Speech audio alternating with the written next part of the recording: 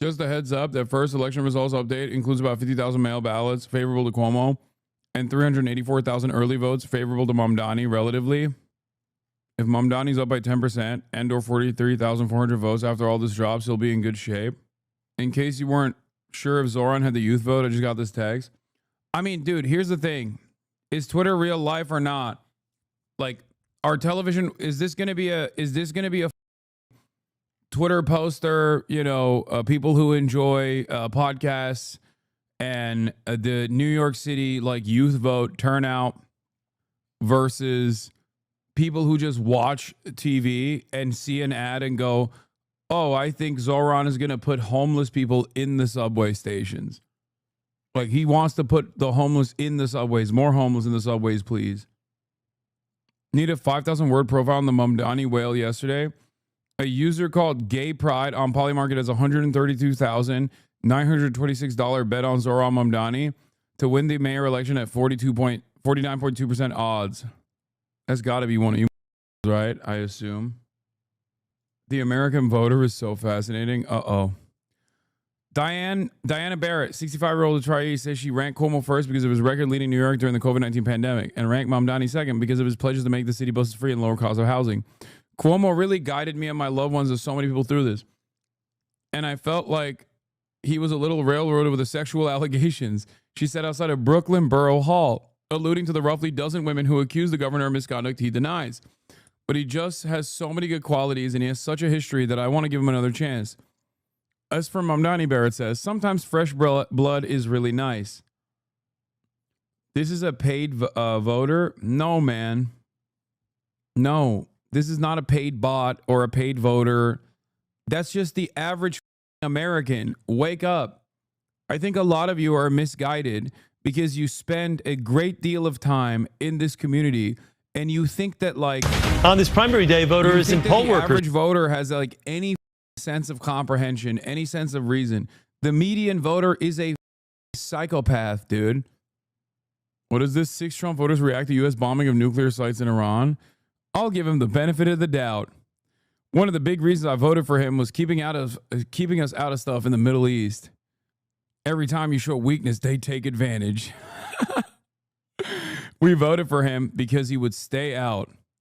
The bombing was protecting this little tiny nation, but I don't think that we need to be there further. I'm hoping that his campaign promises were true. Are also dealing with the hot temperatures. We found some using fans at polling sites across the area. It's primary day in New York City, and today voters are casting their ballots for their mayoral Democratic candidate. Christina Fan, live in Morningside Heights with more. Christina? Well, Chris, despite the oppressive heat, we are finding that voters are coming to polling places feeling energized. Some are here for a particular candidate, others a specific issue, but all say they want to see change in New York City.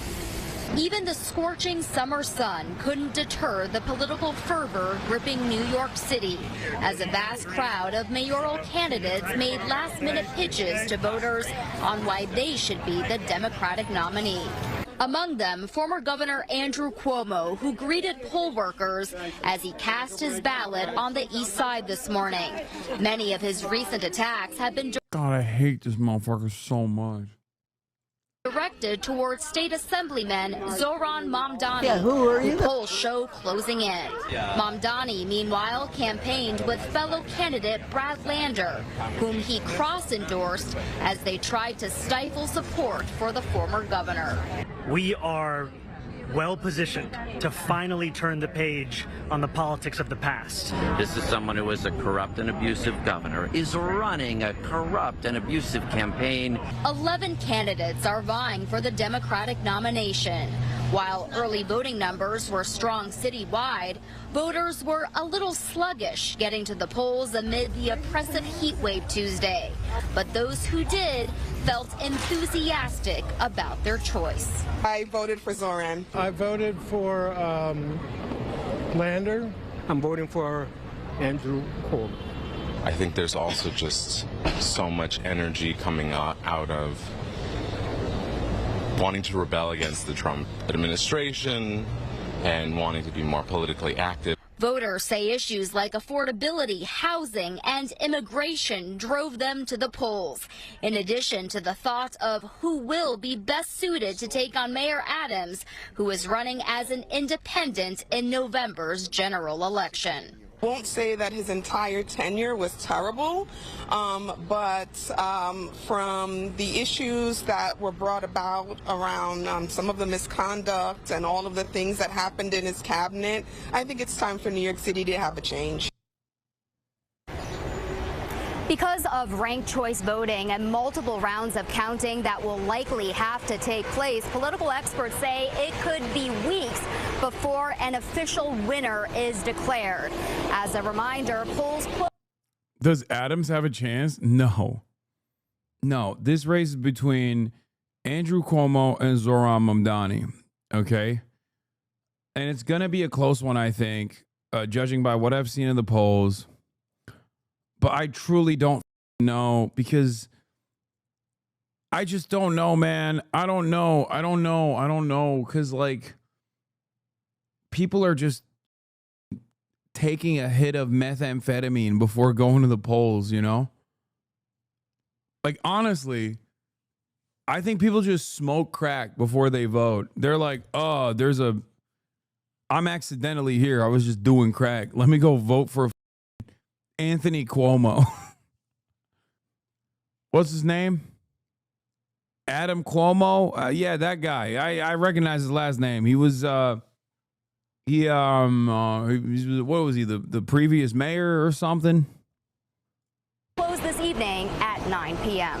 Reporting live from Morningside Heights, Christina Fan, CBS News, New York. Christina, if Cuomo becomes mayor, would anything about him being an improvement over Adams? It seemed like a lateral move at best, if not a downgrade. No, it is a downgrade. It is a downgrade, even from Adams, because Adams at least is like kind of funny. Andrew Cuomo is literally more corrupt than Eric Adams. It's kind of crazy to think. Ratajkowski and Zohran Mamdani. It's election day today. You need to get to the polls. They're open till 9 p.m. What else do they need to know? Go to zohranfornyc.com/vote. You can find out where your poll site is. Text your friends and family, because we need everybody to come out. And make sure you're drinking water, because it's a very hot day. This election is going to be decided by young voters. The average New Yorker. We stand on the verge of a victory that will resonate across the country and the world. Make no mistake, this victory will be historic, not just because of who I am, a Muslim immigrant and a proud democratic socialist, but for what we will do. Make this city affordable for everyone. Because after this rally, as many of us sleep, millions of our neighbors will step out onto moonlit streets across our city. Nurses working.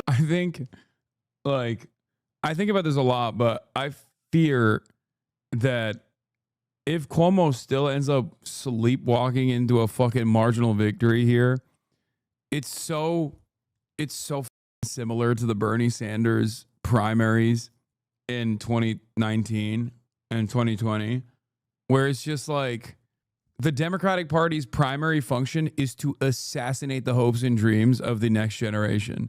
Any kind of additional pickup that they can get of people who just engage in like harm reduction narratives and like marginally better voting, they'll be fine with that. They are totally capable of shredding their base of support every step of the way. They do not care about hopes. They want to eliminate hope. This will hurt us on, but to be fair, the 2019 primary was sort of an end of history moment in a microwave, but kind of massive compared to everything else. 2020 Nevada primary is the moment of maximum hope that I had. Okay.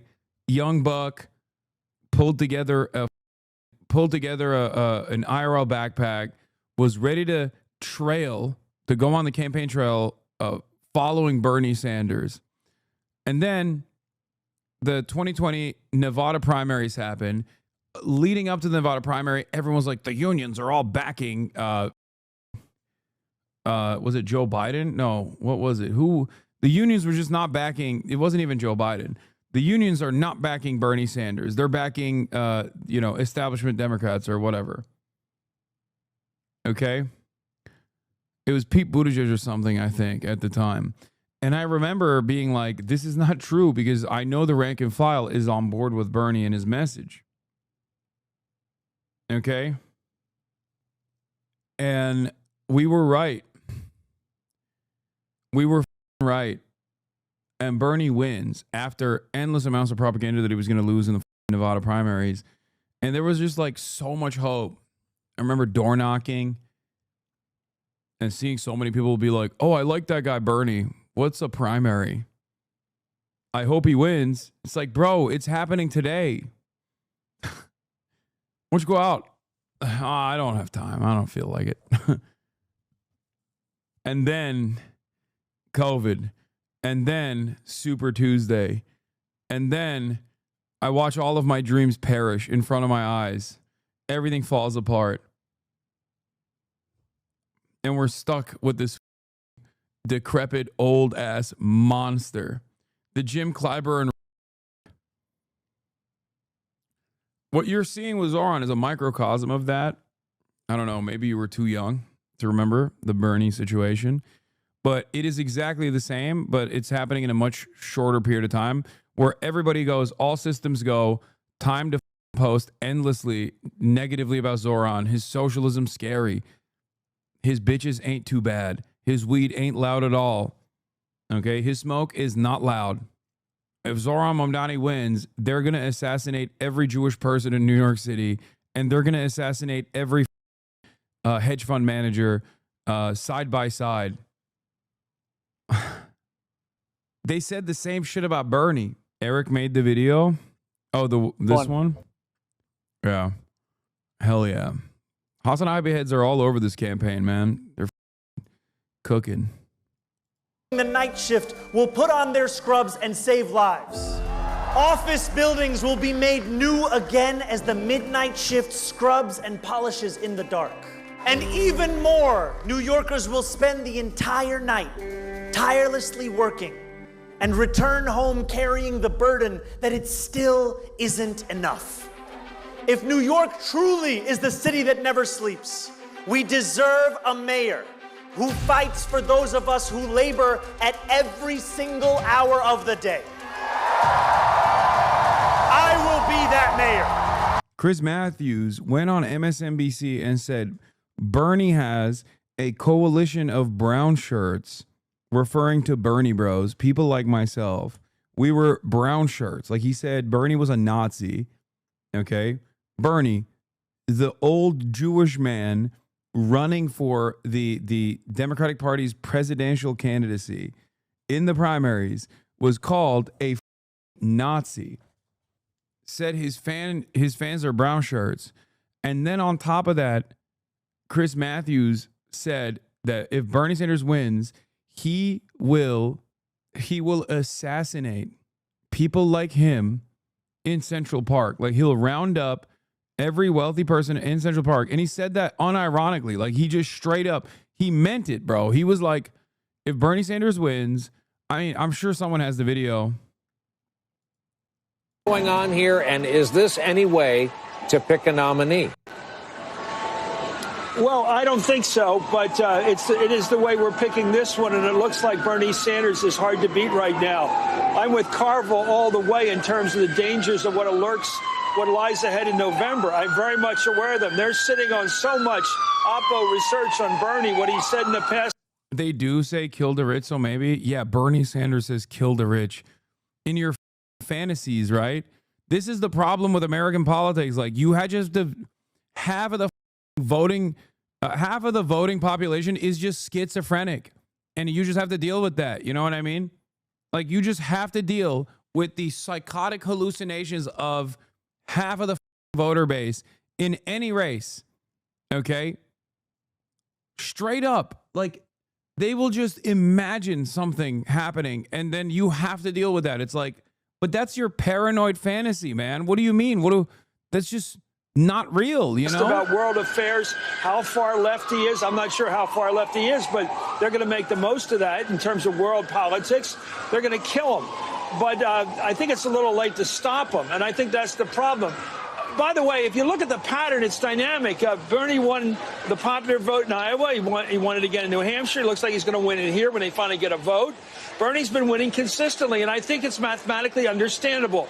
Every time we poll, every time Steve and everybody polls, 2/3 of the Democratic vote, 2/3 of people who call themselves Democrats are either liberal or very liberal. All Bernie ever had to do, and he's done it beautifully, is get a majority of that, and he's up to the mid-30s. If you get half of 67, you're into the mid-30s, and that's where he's gotten it a little better. Biden, his only prayer was to consolidate the third of the vote that's moderate and conservative. And he got nowhere near clearing that field, nowhere near. That's split up 4 ways now. And so with new people coming in, Deval Patrick came in, he didn't make it. Bloomberg is in, he's probably going to survive a bit longer because of his money. But that field wasn't cleared. The only way Biden could win in that 1/3 of the vote that's either moderate or conservative is to sweep it. He got nowhere near. Bernie, on the other hand, did his job. He got more than a majority. I think this is going to be very frustrating for pundits, very frustrating for media consultants and everyone who's trying to figure this out logically. Bernie Sanders is walking away with it. He's doing it now. He's probably going to win his third contest today, big time. The happiest person right now, it's about 1:15 Moscow time. This thing is going very well for Vladimir Putin. I promise you. He's probably staying up watching us right now. How you doing, Vlad? That's absolutely right. And I'm wondering whether the Democratic moderates want Bernie Sanders to be president.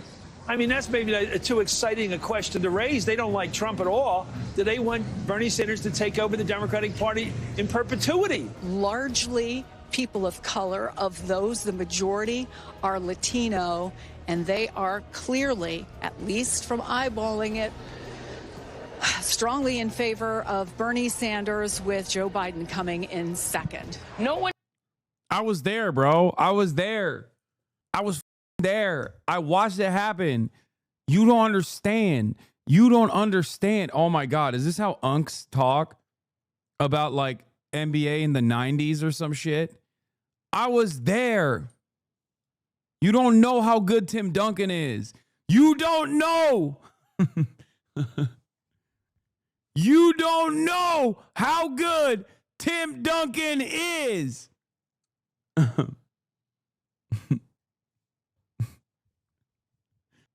It was just like, it was Operation Rat, dude.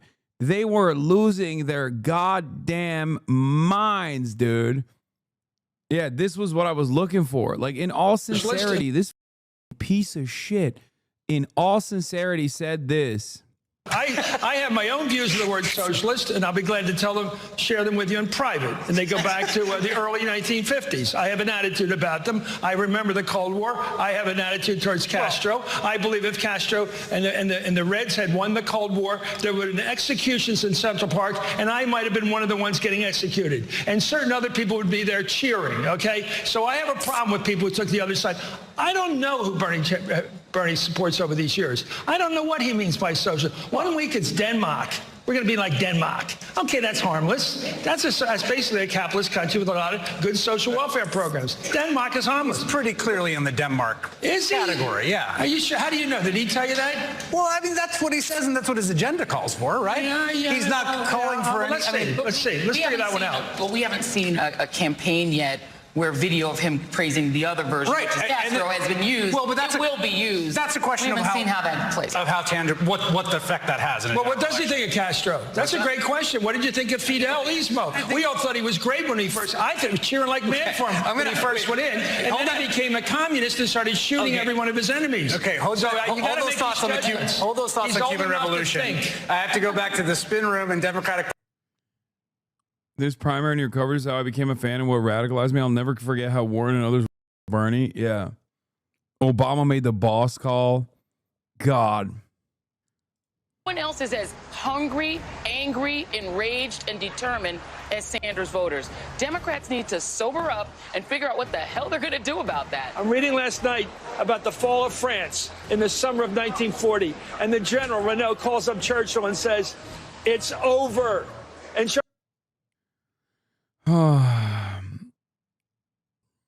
First 2016 primary, it was super delegates, and it was a faucet of anti-Bernie sentiment. with an objectively weak candidate that they propped up, Hillary Clinton. And then in 2020, again, another objectively weak candidate was propped up. And the only thing that people would say is all the voters are actually moderate. You're delusional. All the voters are moderate. They love Joe Biden. Nobody wanted Joe Biden, but they were like, he's the guy to win it. He's the guy to win it. He's the guy to win it. He's the guy to win it. Holy shit, is Adam watching? Maybe. Like, remember, electability is bullshit. It's not a real metric.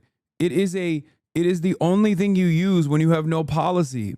And Joe Biden was utterly devoid of policy, which is precisely why what carried him in the primaries from all of the outlets that were covering the primaries was electability. Mamdani. Yeah. Bernie lost because he did not. Bernie was going to never win us on. Bernie lost because he did not reach voters like me. 73-month subscriber. Literally brainworms. People who are still in the hood, not some burbs. I want to Brian kill me, dude. You're still doing the dumb MSNBC line, dude. Bernard wasn't in the hood with me. He was not in the hood. People in the hood don't with Bernie. Okay, they with Joe Biden, dude. Great. Like, what do you mean? What do you mean? What do you mean, dude? Put me out of my misery. Jesus Christ. Joe Biden was not in the hood either. The only reason why he was able to garner support from South Carolina black voters as a primary block was because of Jim Clyburn and the instruments that the Democratic Party's machine has specifically to utilize in exactly moments like this. What are we supposed to do? Not some burbs. People who are still in the hood, not some burbs. Do you think Bernie Sanders' policies would actually be harmful to black people? Do you think that he had bad policies for black people? Do you think it's even remotely possible to actively campaign to black people when the Democratic Party machine is so strong in these neighborhoods, within the church groups, and that they get to literally choose who is the candidate? Don't reveal to this voter that he just does what he's told by the machine of party politics. He might wake up to the fact that he's lived as an actual NPC his entire life. Exactly. That's what's so annoying. You've been in here for 76 months. How the have you not figured out? This is what I'm talking about. People behave like bots. That's not a hate watcher. That's probably a Gen X black voter, okay? Who obviously, clearly, for 76 months of being in here, understands that, I mean, has more radical politics. But still, there's always the same, like, there's always this attitude where people just like regurgitate whatever they heard on television. It is so incredibly strong. It is impossible to penetrate. That's it. Wait, what the f? That dude is trolling. He's not even black. There ain't no way. Ain't no. I'm going to lose my mind. I swear to God. I think he was just memeing. He was just he was just memeing. 2 minutes until polls close. That's such a lie, man. I live in the Southeast LA. The first time I met a canvasser was a Bernie Sanders cam. Yeah, Bernie dropped the ball with a black vote. Yeah, because the older black vote, which is just the same as like most machine politics, but specifically, like, this is the Democratic Party's hardest to broach, most comfortable demographic. Black women specifically, older black women. Like, older black women vote for the Democrats by like Assad margins, okay? Older black women vote for the Democrats, black women specifically, vote for the Democrats by like Vladimir Putin margins. It is unheard of in democracy, okay? In an actual functioning democratic process, this does not happen under any other circumstance, okay? Assad margins is crazy. No, literally, dude, it's 90%. What are we talking about? It's 90+%. That's not a real, like, that is the only, that's unheard of. Like, there is no comparison in modern liberal democracy for any group that is as loyal to a party and a movement. It's not a thing. Like, it does not exist. It does not exist. They are the Fedayeen for the Dems. And it's a really, really robust and really important political machine. But it is directly a faucet for whatever the institutional Democrats are. That machine will never be turned on establishment Democrats.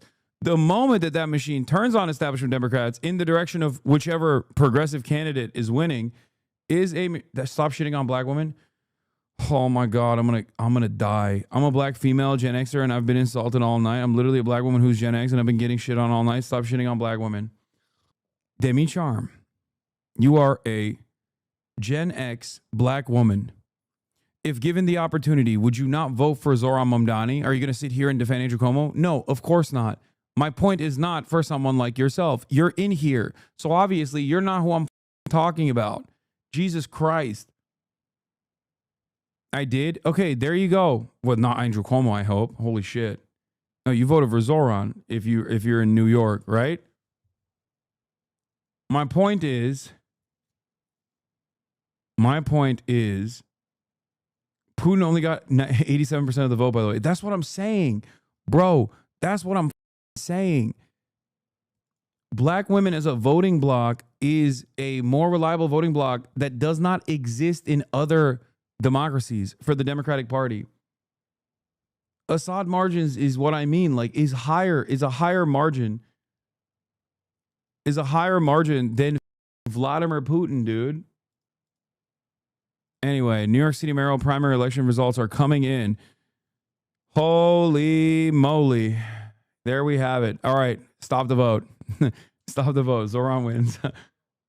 I'm a black 33-year-old woman, and I used to feel like Bernie wasn't speaking to me. I thought that by not mentioning racial issues directly frequently, that he was uncomfortable with the conversation. I couldn't make the connection on my own between more leftist policies and outcomes that benefit black people like me. I'm so glad I found the space. Yes, I try to make up for that.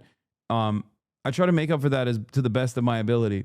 One of the things that I think Bernie Sanders did really well was to speak on universality of policies and then talk about how this actually would serve black and brown communities even better than others. Watch the right live here, coverage. you know, just now it's just after 9 o'clock. Don't be surprised if those damn, are significantly skewed in favor of Zohran, because we do. What do we have like a mainstream media? I want to see local news streams. Ballots that were banked during the early voting period. First of all, good evening to both of you. We are here at the Carpenters Union headquarters here. The feeling was that Cuomo voters were much more likely to go to the polls on primary day. Why are all the local news stationed at the Cuomo Carpenters Union Hall? On those unions for phone banking and get out the vote efforts.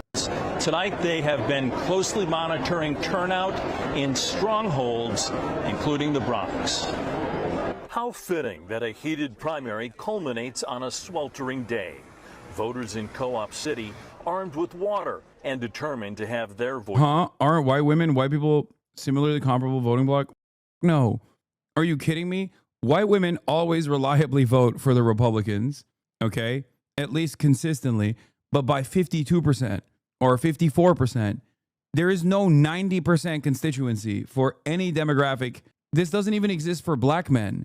It's not for black people in general. It's just black women as a voting bloc vote by higher margins for the Democratic Party than literally any like there's no comparison in modern democracy. Continue to go on. He does not have the Working Families Party line yet, but would you like to see the WSP on consider or Spectrum give it to News. him to go on into the general election? Zohran Mamdani and his entire campaign team ran a masterclass type campaign this election season. I truly believe that they will win this election. I don't even want to talk about any other ballot line come in November. I do believe I will be casting a ballot or casting a vote for Zohran Mamdani on the Democratic ballot line come November. Great. Thank you so much, Councilman. So, Errol, again, we're talking to Chiose, Democratic City Councilman from Bed-Stuy, saying that he was able to possibly turn a couple of voters in favor of Zohran Mamdani against Andrew Cuomo. Let's go. Back to you. All right. Thanks very much, Bernadette. We'll get back to you Speak a little bit later. Chinese Right now, him, we're Chi. going to talk to our Bobby Coon.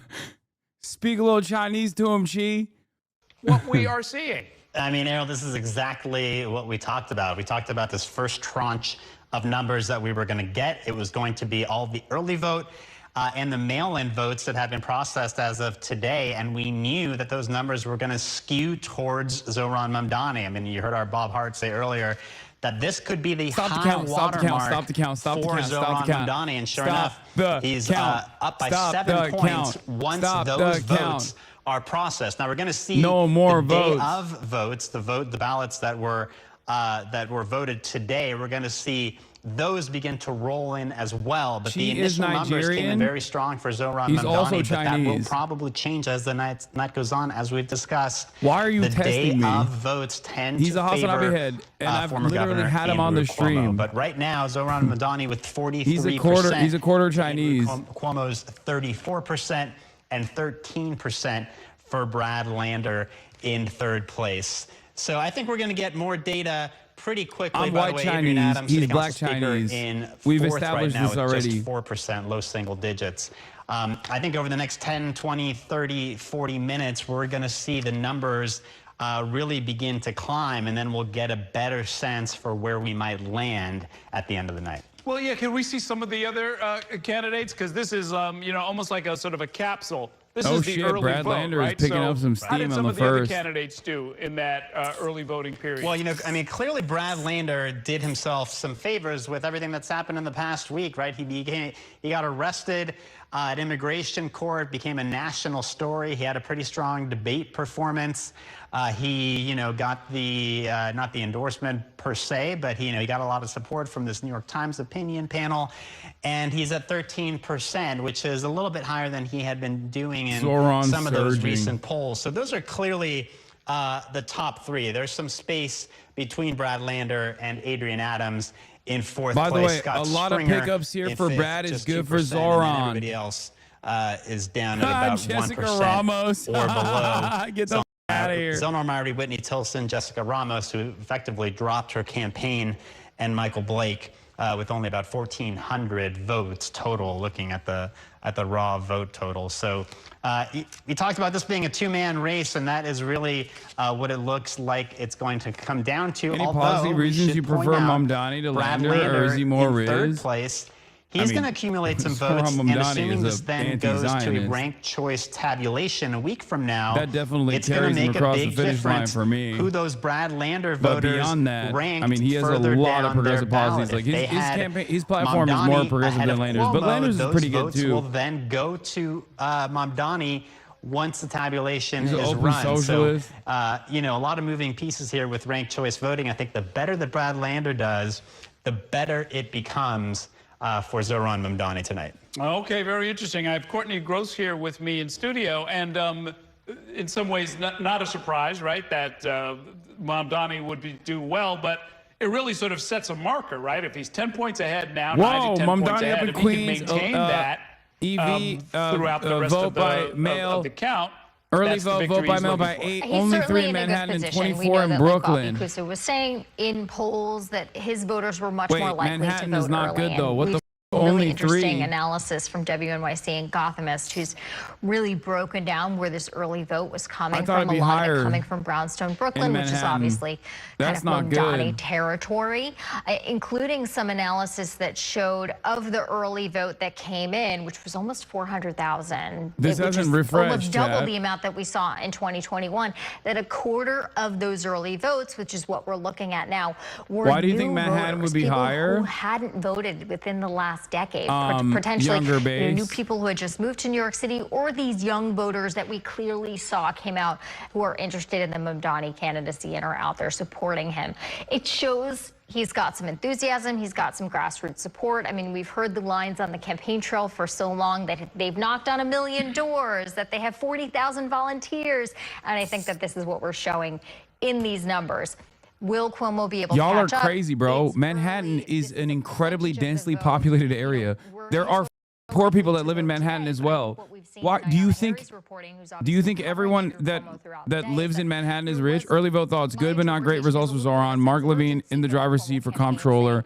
Jumaane Williams blowing out the public advocate's race. Not surprising. And then he changed his whole schedule to vote on actual primary day to make sure and encourage his voters to get out there, even though it's obviously young people do vote early in this race, at least. To this the Zohran campaign did do a push for early voting. Well, we've got a race to call.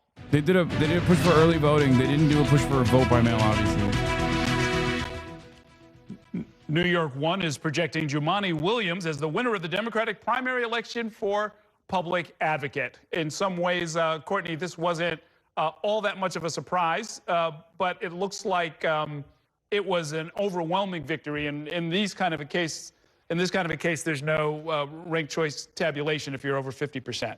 Yeah, so he is obviously in the clear here. Jennifer Raj-Kumar was trying to challenge him, clearly a very close ally of Eric Adams. You know, we've detailed and documented over the many months leading up to this primary how often Jennifer Raj-Kumar was with Eric Adams at press conferences. Our other colleagues in the media have done the same. I wonder if some people might see this race in particular as some sort of litmus test on the Adams administration because Jennifer Raj-Kumar is clearly so close to the mayor. This was a race that many people didn't pay that much attention to. People thought that Jumaane Williams was clearly in a strong position, wasn't necessarily at risk of losing his seat. Right. And so even with only what the Board of Elections says is about 14%, a little under 14% of the vote of the scanners having been fed in, that lead is so commanding when you Zohran getting killed on the Upper East Side, not doing so hot on the Upper West Side either, but there's a much larger Brad Lander vote there that may end up being friendly to him.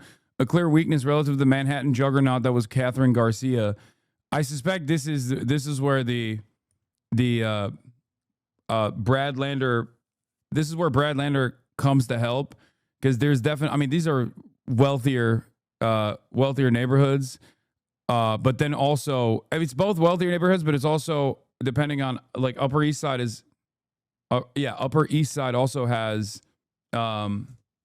it's not just the rich people on the Upper East Side. It's also, there's also the constituency of black voters as well, right? Isn't that Upper East Side? But there's also a large percentage of the I'm worried about anti-Semitism voters there as well, for sure. Harlem is more uptown. This is only 307 votes. Oh, this doesn't, I mean, where do we get the next 60% of voters? Mamdani is only narrowly ahead of Cuomo in Manhattan, but that's mostly a fairly strong Bad Lander performance. By vote share, Cuomo is doing slightly better in Queens and slightly worse in Brooklyn. To reach those folks. And what are the key issues that matter to the people in your district? You know, well, throughout this campaign, we've seen the Cuomo campaign really engage with Black and Latino voters and Asian voters. Bro, how is she still glazing Cuomo? That's crazy. Oh, to want to be the next Manhattan borough president. There is no incumbent in the race. State Senator Brad Hoylman-Siegel and City Councilman Keith Powers are fighting to win that job. And now for the money watchdog, New York City Comptroller's job is up for grabs. Lots of contenders here. Current Manhattan Borough President Mark Levine, City Council Finance Chair. Guys, stop sending me the poly market surge, please. That is the most meaningless thing of all time. You're just desperate for copium. Stop. Staten Island incoming. 46% of scanners reported. Cuomo with 7,000. Mamdani with 5,000 votes. Lander with 1,000 votes. Adams with 695 votes. Most of the E-Day voters from the South Shore, not at all what Cuomo needs. Yeah, it's also a ad. Yeah, literally. It's like a free ad for them. Zohran is cooked in the Bronx. Dave Weigel voice, I've seen enough. That's not Dave Weigel. It's Dave Wasserman, I think, isn't it? Is the one that does the I've seen enough. Interesting to see who has the other citywide races, whether the incumbent Jumaane Williams stays in the public advocate role. Not a role that has a lot to it except criticizing the government, unless, as we heard from... Yes, Zohran is not supposed to win any favors until like multiple rounds in. But judging by early vote, because these are the dumps that are coming in right now are supposed to be, as far as I understand, early votes... and mail votes. Okay, so depending on Zohran's performance overall in the early votes versus the mail votes, you can make an assessment on how this will play out. Obviously, we don't know with ranked choice voting. We don't know.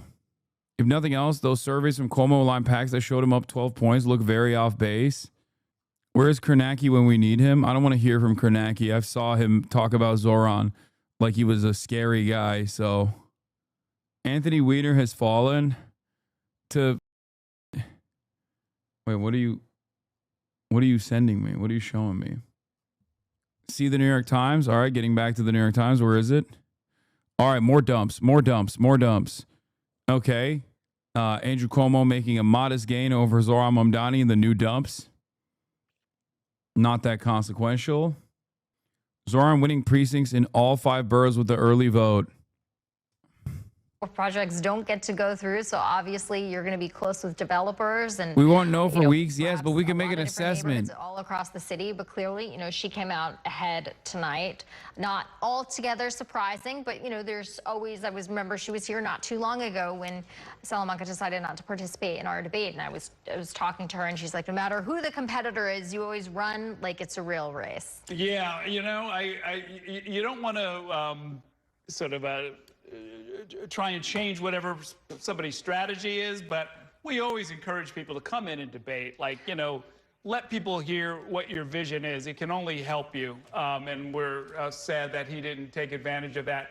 Let's go to Bobby Kuza at the big board. He's got some information for us about the controller's race. Yeah, we're taking a look at City Comptroller Mark Levine and Justin Brannan, the leading candidates in this one. Mark Levine right now with a pretty convincing lead, up 13 points on Justin Brannan. Not really a huge surprise. I mean, I think if you had to choose a favorite or a front runner in this race, it would have had to have been Mark Levine, the Manhattan Borough President, a relatively high-profile elected official. But Justin Brannan himself got a lot of support in this race, including from the progressive left. I mean, we saw him endorsed by the likes of Bernie Sanders and a number of other left-leaning advocacy groups and elected officials, and it seemed like maybe in the closing days and closing weeks of the race, he had begun to kind of narrow that gap. I mean, the only polling in this race came about a month ago, and I believe it had Mark Levine up by about 20 points. So compared to that, Justin Brannan has sort of narrowed the margin, but right now Mark Levine with a pretty comfortable lead in the early going of this race. And there was another candidate in that race, right? Do you have numbers for Kevin Parker? Yes, not to give Kevin Parker short shrift, but he's landed only down at 6%. He's a state senator from Brooklyn. He has run for office many times before, and some of the polling actually had showed him in the teens, but right now down at 6%.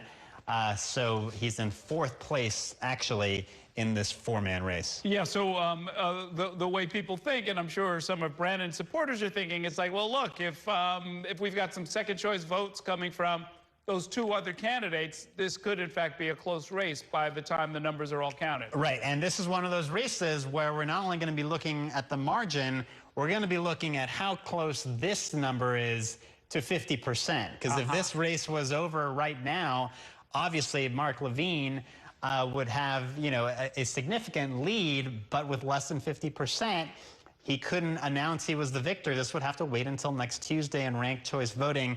And in theory, yeah, like you said, if all of Ismail Malave's votes and all of Kevin Parker's votes went to Brannan, which is unlikely, but it is, a mathematically possible possibility, then in that case, he could actually surpass Mark Levine. Of course, that's the way ranked choice works. I was on the wrong tab the whole time, my bad. In practice, it doesn't always mean you can make Calm up down, that everybody. much ground. We saw it almost happen in the mayor's race 4 years ago with Eric Adams, but that may have this been half of Brooklyn early vote by early vote and mail. This kind of lead, it's very Mamdani is 60%, bro. He cooked on Brooklyn. Got it. And while you're there, Bobby, could we look at some of the numbers for the borough? He really locked down the podcast constituency, dude. It's crazy. Sort of the top line number about who won, but I'm very curious as to what the percentages look like. Yeah, I mean, let's take a look at Vanessa Gibson. So I got to say, this race I thought was going to be a lot closer because Rafael Salamanca, you know, relatively well-known city councilman from the South Bronx. He's being term limited out of office. So, you know, gunning for Vanessa Gibson, who is a relatively popular borough president. She's been a lawmaker in the Bronx for a long time. It's not that often that you see a sitting elected official like this, who's pretty well liked, actually being primaried by another prominent elected official. But Rafael Salamanca got a lot of money in this race. He had some endorsements, but in the end, Vanessa Gibson seems to be running away with this thing, not particularly close. And then in the other one, we were looking.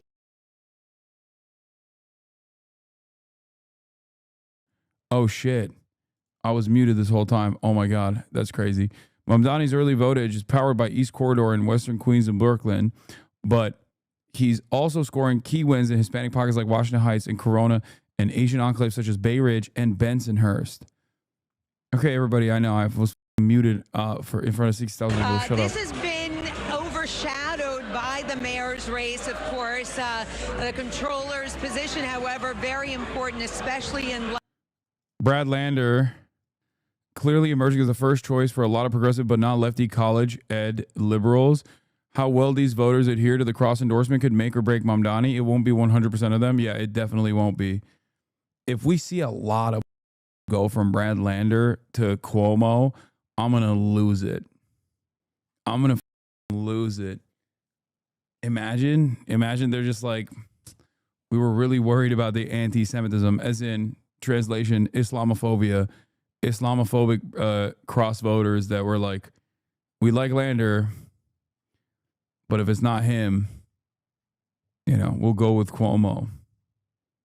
My mom voted Lander 1 and Cuomo 4. Wait, what? Cuomo 4? Why did your mom rank Cuomo? The one thing that everybody was saying was like, don't rank Cuomo. That was the major thing, man. What happened?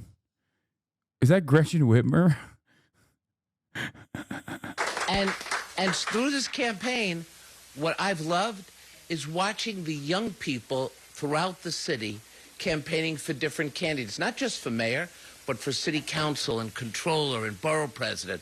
The young people who work for us, banging doors and campaigning every day. They represent the future of this city. And you know what they're saying? They want change. And they're not willing to wait, and neither... Scott Stringer is a strong showing. Strong showing by Scott. I don't really care to hear what he had to say. I'm going to be honest. No disrespect. But that's just me. Do you think that was an effective ad? When I saw it, I wondered how the volunteers stood behind him when he was eating all the pens and everything like that. What would happen there? That was my thought. Volunteers on that thing. It connected to people. I think the challenge is any of these ads are about what? Name ID or an issue. And I think this one was good for name ID and getting the earned media. JC? But I think this was a great ad. But it was a distraction. No, I think it was a great ad because he's saying, hey, listen, even with all the drama, I can still do the work. More dumps. So that was a great ad. I'm with you, 50K voter, 50K voter total numbers. When he walks in through the restaurant, did you hear this guy was going to freeze the rent? And it became almost as if synonymous. When you see Mamdani, you think freeze the rent. What is this? I would say this is just really Lander consolidating a lot of the other candidates' support, and I think his cross endorsement is the whole ball game. We'll see what the exhaustion rate is. A vote for Mamdani is a vote to defund the police. That's why the New York Times calls Mamdani uniquely unsuited. He shows little concern about the disorder. That was effective and helped Andrew Cuomo, or it was being able to be used by Mamdani to say it was Islamophobia? Mamdani using stuff and defending it as saying something like that just shows it's working. If you don't respond, if you respond to an ad, it means it's working, it's penetrating. The other question would be, how much money do they put behind it and to who? One of the problems, I think, if you look back at the Cuomo race, they did not go after their opponent early enough, and they went maybe too little, too late. And this ad could have been out a week earlier. I didn't see anything offensive in that. They should have started fucking calling him a terrorist before. Well done. I got Great to see some of the assessment, sir. things that Thank he you. has said. They actually label the times he said defund the police. And it was also very interesting to see the empty elevator. You know, he's had a staff that you could fit in a New York City elevator. So it's a very good attack ad to define your opponent. I saw nothing wrong with that. But do you think that it was effective in making Andrew Cuomo's case that actually he has more experience? Of course. It made the case because, hey, listen, this man has a staff that you could fit in an elevator, and look at some of the things he said about defunding the police. And those are things you've been talking about. The question becomes, that message works, but was there enough money behind it? That's always the question in any of these ads. Do they do them digitally? Who do they go after? And when you buy cable TV nowadays, you need to go Staten on there Island. for 2 weeks Oh my for it God. to penetrate the audience. If you're on What the broadcast, you can do it in a Isn't this really good? Isn't this actually good as for Mamdani from Staten Island? That's crazy. He's like 2,000 behind Cuomo in Staten Island. Wait, are white men? Dude, white men are kind of goated. What the? Dude, white men rise up. Oh my Lord. That's like, what does he have? Like a cop constituency? What the is this? White men rise up? What? Dude, white guys are back? What's happening? That's crazy. That is crazy. White men are going to save us. Okay, let's chill on the white man. Said in the last debate, listen, if Zohran wins with the white man vote, trust me, I'm never stopping. Okay, it's white boy summer. It's jihad summer, but it's white male jihad summer. Okay. Pumped a ton of money in Cuomo's direction in a short amount of time. Could we see something like that happen to Mayor Adams potentially in the general? Oh, absolutely. And we can think about the role of President Trump in this case, who may well endorse and not endorse the Republican Curtis Sliwa, who doesn't stand much of a chance in this case unless something tectonic changes in the election. We know that there's already been a relationship largely around immigration enforcement. So that's a dynamic to look at, too. That could bring both benefits and difficulties in electoral terms because Donald Trump is not popular in this city. So that remains very much to be seen as we roll into the general election phase after tonight. Yeah, very interesting, very exciting. David Birdsell, we have to leave the conversation there, but the entire Zohran voting blog is basically white boys who say inshallah. Okay. White boys who say inshallah are up big this year. Okay. This is what it is. This is the method. I didn't even realize. Standing by. Kelly. That's right. We're still waiting on the candidate to get here. The speaker, she should be here shortly. But we are joined by our top and most visible supporter, the Attorney General, Letitia James. I just voted. Okay. Slasher, our anti-Semitism correspondent. He's my Jacob Kornbluth. Slasher, who is my very own Jacob Kornbluth style Forward magazine correspondent, reporting live from New York City, which is now under the guidance of the Gestapo. He says, just voted for my boy Zohran before polls closed. A dozen Schomburg cars have immediately surrounded my apartment on the Upper West Side. I'm scared for white boy summer. Still young, but he is winning. And again, it really represents the excitement that I saw on the streets all throughout the city of New York. Wait, what? And I Andrew haven't Cuomo seen got this 0 votes in since this dump? Barack That doesn't Obama make any ran sense. for president of these United States. When the community in the streets was shut down all over the city with young people shouting for change. And that's what they want. Listen, just like those young people, and I'm not, obviously I'm a mature woman. I do not, and I reject fear. And there was a lot of fear politics that were injected into this race, and it's unfortunate. And what's so great about this is that New Yorkers rejected fear, and that we will not be divided. And I can assure everyone who is concerned about his platform, that I'm going to do my very best to bring everyone together so that we all can be respected. Call it early total regardless victory. of your race, your ethnicity, or your enough. religion. I've seen enough. No more votes should be collected, I think. Stop counting. We got enough votes. Stop the count. It's fine. There's not enough. Guys, I'm going to make the boss call right now. We should just stop counting. Okay, everybody, how about we just stop counting right now? What do you guys think? Come on. It sounds like a good idea. Come on. This is a good amount of vote. Dude, come on. This is a good amount of people that have voted. Why do you need 1 million plus people voting? That's too many votes. Okay? I think we should just stop it right here. How about let's let bygones be bygones. It doesn't matter if other people don't get to have their vote counted. We can, because this seems like the best possible outcome. I think everyone will be comfortable. That's what I'm thinking. What are you guys thinking? Seems good, right? You should look at this if you want hopium overload. Mamdani in Manhattan at 39% with 51% scanners reported. Zohran lead growing with E-Day. The 18% Lander in RCV is a nightmare for Cuomo. Lander at 18%. Holy Cuomo at Cuomo at 34% at 65,392 votes. Okay, it's just fine though. Guys. This is a good amount. This is a healthy amount of voting. This is a healthy amount of voting that has taken place. I think we need to call it here. We need to let bygones be bygones. Like, I'm doing a Dave Wasserman, but this time I'm saying, like, you know, stop counting. Stop counting. This is good. This is a good amount of counting. Another dump has hit the Twin Towers. And why she is a primary candidate tonight. We'll hear from I her don't a see little it. bit later. Back to you, Errol. Okay, thanks very much, Kelly. And we've been looking at the numbers. Courtney Gross, I mean, we're over the 50% number, meaning more than half of the vote for mayor is in at this point. What patterns are you seeing? So we're going borough by borough. Okay, Just well, updated we on my don't know that screen yet. here. But, you know, I'll only figure out if Mamdani actually has a real shot at winning if these guys start panicking. Okay, that's the best possible way to figure out if Zohran Mamdani has a good shot at winning here. Once they start hitting the, oh my God, they're gonna assassinate every single one of us like Pol Pot style for wearing glasses and being counter-revolutionary. Only then will I know Zohran Mamdani is actually is quite he's interesting got to me, this in the especially bag. when you go and you dig into some of the more the demographic data in some of these districts. I'm thinking about Harlem. That is a community. Well, I they was mentioned in Sharia Harlem law. with Andrew Cuomo a few weeks ago, 9/11. covering an endorsement by Governor David Patterson and the former assemblyman for that district, Keith Wright. And I'm looking at the assembly district for 71.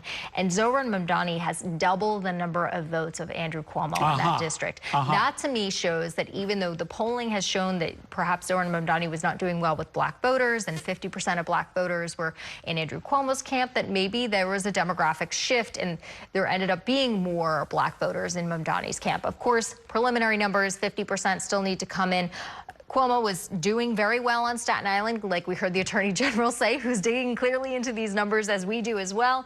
And he's doing well in the Bronx, which we've seen from the polling that is turning out to be the case. Well, you know, as they say, it gets late early around here. The percentage of scanners at this point is over 2/3.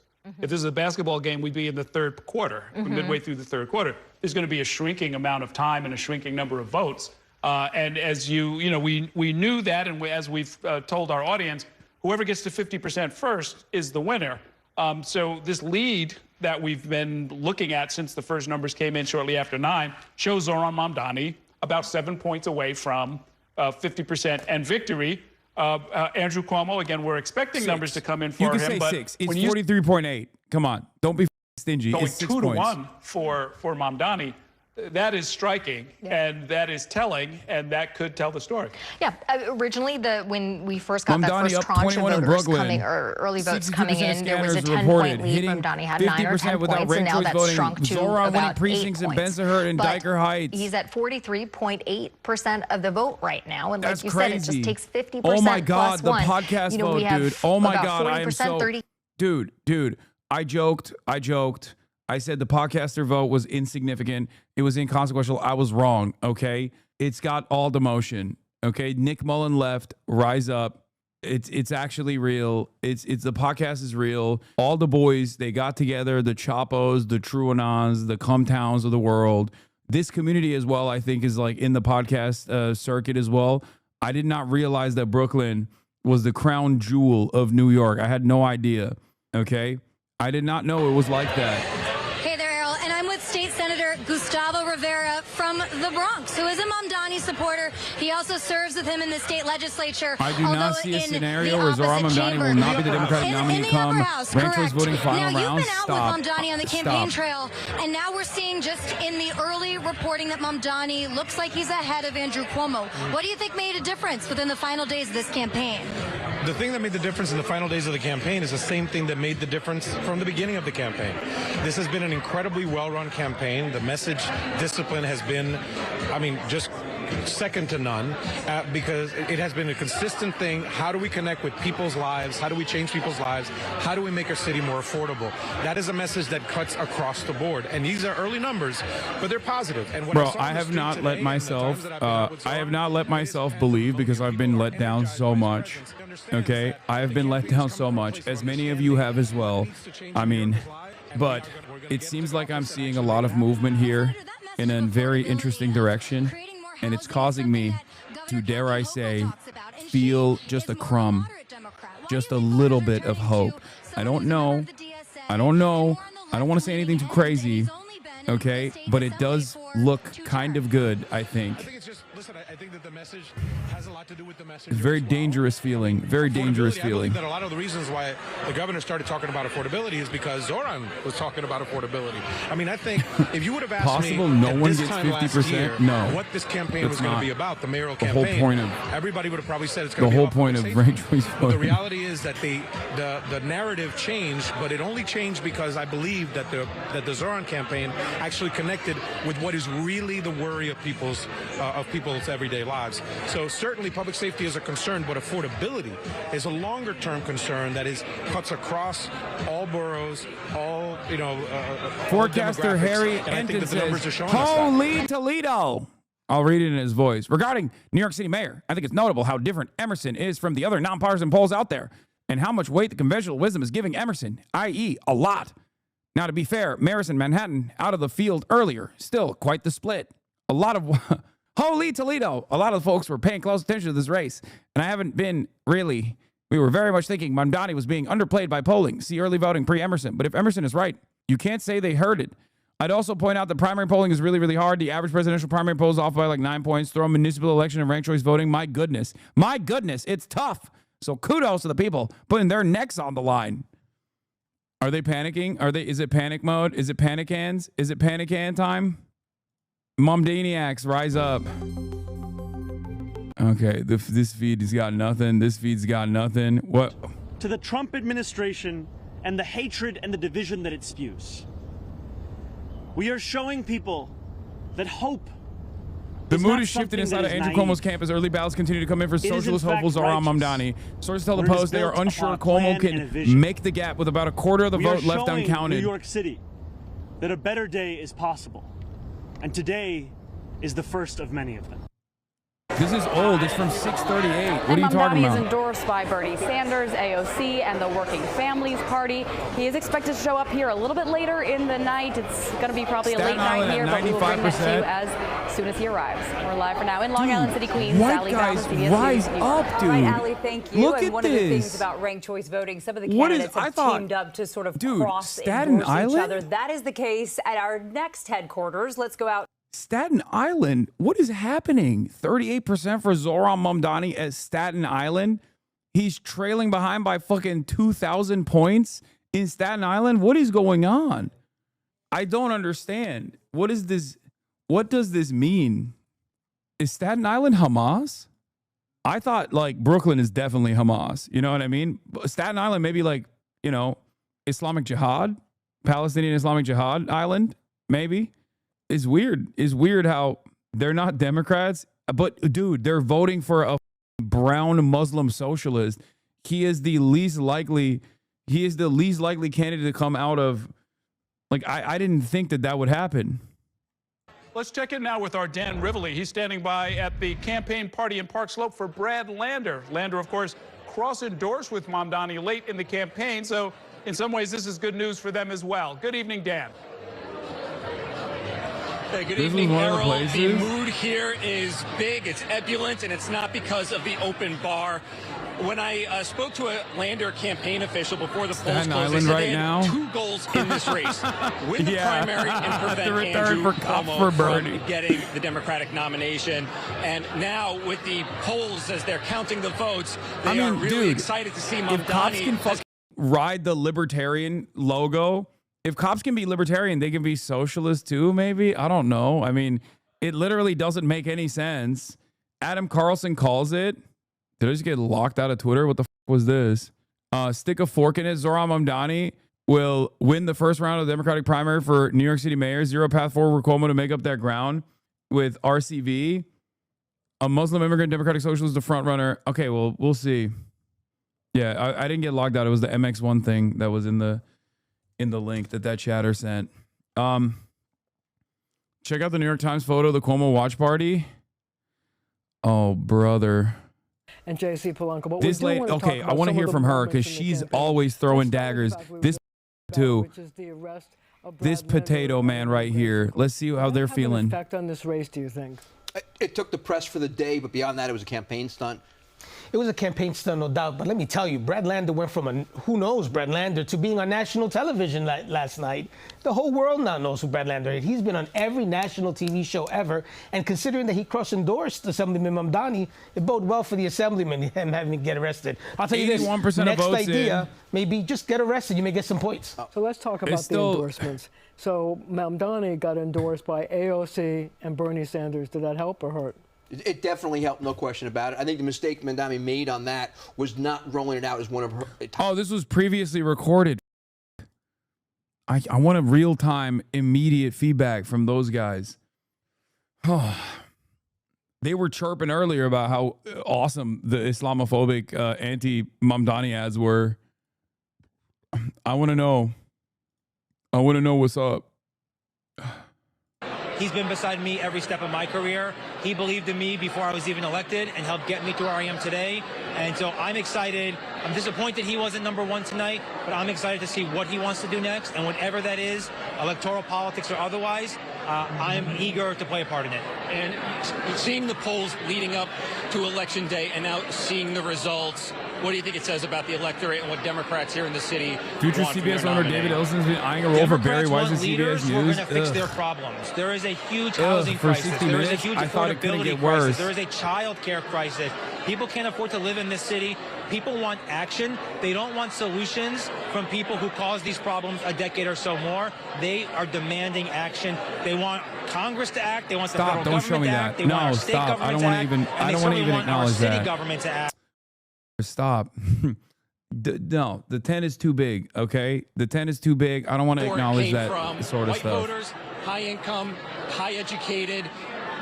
Do you think that is still holding, or do you think the vote is reflecting a broader support than what the polls had indicated? Zohran's was working core class base support of looks like the it was Brownstone, dramatically Brooklyn, underestimated Upper by West Side, polling. places like that. I haven't had a chance to really see an update of numbers or see where things are, so I can't really speak to that. I'll just say that anyone who wants to be a successful mayor of New York has to build a coalition that covers the full spectrum of New York City. That's Bro, the if your recipe to dumbass didn't success. miss your That's 11 what we p.m. need to see flight, you of could have been at the any victory party with the nominee Convoys. who has Dude, I don't shot give a of November and then governing Listen. for the next 4 years, Listen. particularly in this age of Trump. This is a glorious day, no matter where I'm at in the world. Are you kidding me? I don't give a shit if I'm not there. I'll be there tomorrow if I want to. I'll be there by the end of this week. This is for everybody. Okay, this is a W for everybody. Also, I did say that I would move to New York for a little bit if Zohran Mamdani became the mayor. Maybe the old Democratic establishment starts throwing their weight behind candidates their voters keep saying they don't want just an idea.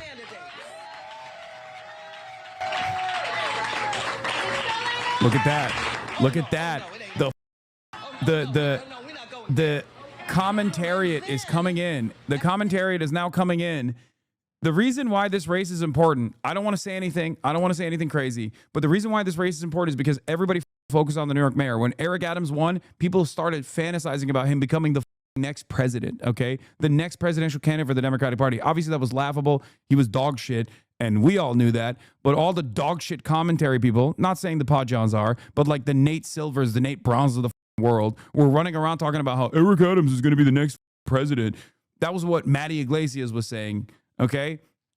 Everybody's paying attention to this race at a time when there is a very unique dynamic within the base of support for the Democratic Party and the Democratic establishment and their ineptitude becoming glaringly obvious, people are looking for a fighter. Zohran Mamdani represented that change. He represented that dynamism. He's young, he's fresh-faced, he is uncorrupted by the normal forces that have caused all of this awfulness that New Yorkers are experiencing. People like Andrew Cuomo. It's almost like a Hillary Clinton, Bernie Sanders style situation. Okay? The fight is not over regardless. He still hasn't crossed the finish line. And even if he crossed the finish line in the primaries, make no mistake, I can totally see the Democratic Party and the forces that were trying to Zohran at the end will maybe even take it and do something like an India Walton style situation and try to prop up Andrew Cuomo. These guys are disgusting, okay? They are pathetic, vile demons. Do you understand? So the fight is not over yet, which is part of the reason why I'm not, overly ecstatic. But this is a really good sign. It's not just a really good sign for New York City. It's not just a really good sign for New York City. It's a really good sign because this is one of those undeniable sea change moments that could potentially pick up steam, okay? Just like what the Justice Democrats election victories did in the primaries under the first Trump administration. This is an opportunity once again, and this time the Democratic Party is even weaker than it was before. So if they don't do it for us, we will force them out, okay? If they don't actually represent the interests of their constituents, this is an opportunity for us to represent our own interests by force and claw back power from the corrupt gerontocracy that is so comfortable in their seats, so comfortable with business as usual politics because they are getting paid by the same corporate benefactors as the Republicans are. I have never seen, this past week 100% proved it, okay? 85% of the American public said no war with Iran. 5% said yes to war with Iran. Donald Trump went to war with Iran, and not a single Democrat in a position of power, like in higher ranking Democrats, actually came out and unconditionally said, what the are we doing here? We don't want war with Iran. Nobody in this public wants, nobody in the American population wants war with Iran, and we're spending billions of dollars at the behest of Israel to go to war with Iran, doing war crimes, bombing nuclear facilities and shit like that over there, when we got cities that have homeless people everywhere.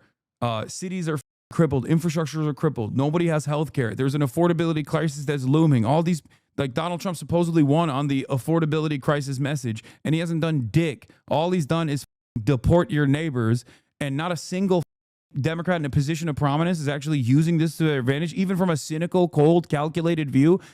At this point, you have to assume that they like what's going on. They see all the violence, they see all the indecency, and they stay quiet because they don't want to do anything about it because they like what the Republicans are doing.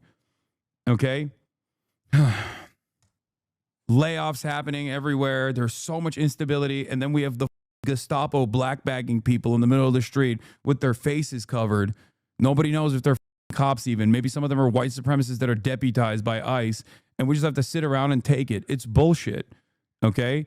This is why people like Zohran are important. Okay? They give people the audacity of hope, the audacity to dream that politicians could actually represent the interests of their constituents for once. They could actually run on a progressive message for once. And they can be uncompromising and unconditionally brave enough to say, no, I like this. I think we can do this. I think we can help the working poor. I think we can have free buses. I think we can have state-owned grocery stores as a pilot program. Modest social democratic reforms in one of the wealthiest cities on the planet, and people are talking as though they're going to do they're going to assassinate every landlord in the city. It's bullshit.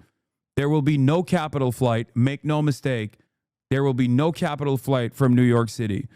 Okay? It's bullshit. Even the mere threat of capital flight is enough for so many in the media to just immediately go, oh, we can't have this. We can't have this. Well, there's more of us than there are of them. Do you understand? What's wild is the election day ballots may have broken more to Zohran than the early voting. A huge showing. Cuomo was about to be broken, says Ross Barkin. I'm not going to speak like it's over, but goddamn, dude, the gap between the Democratic political class and the party's voters on this issue is colossal. Look at this. This is not just the Democrats either. Look at this. Independents also disapprove of this heavily. I'm biased, but it's super nice to have prediction. Oh, he's just doing a poly market. Stop sending me poly market tweets, please.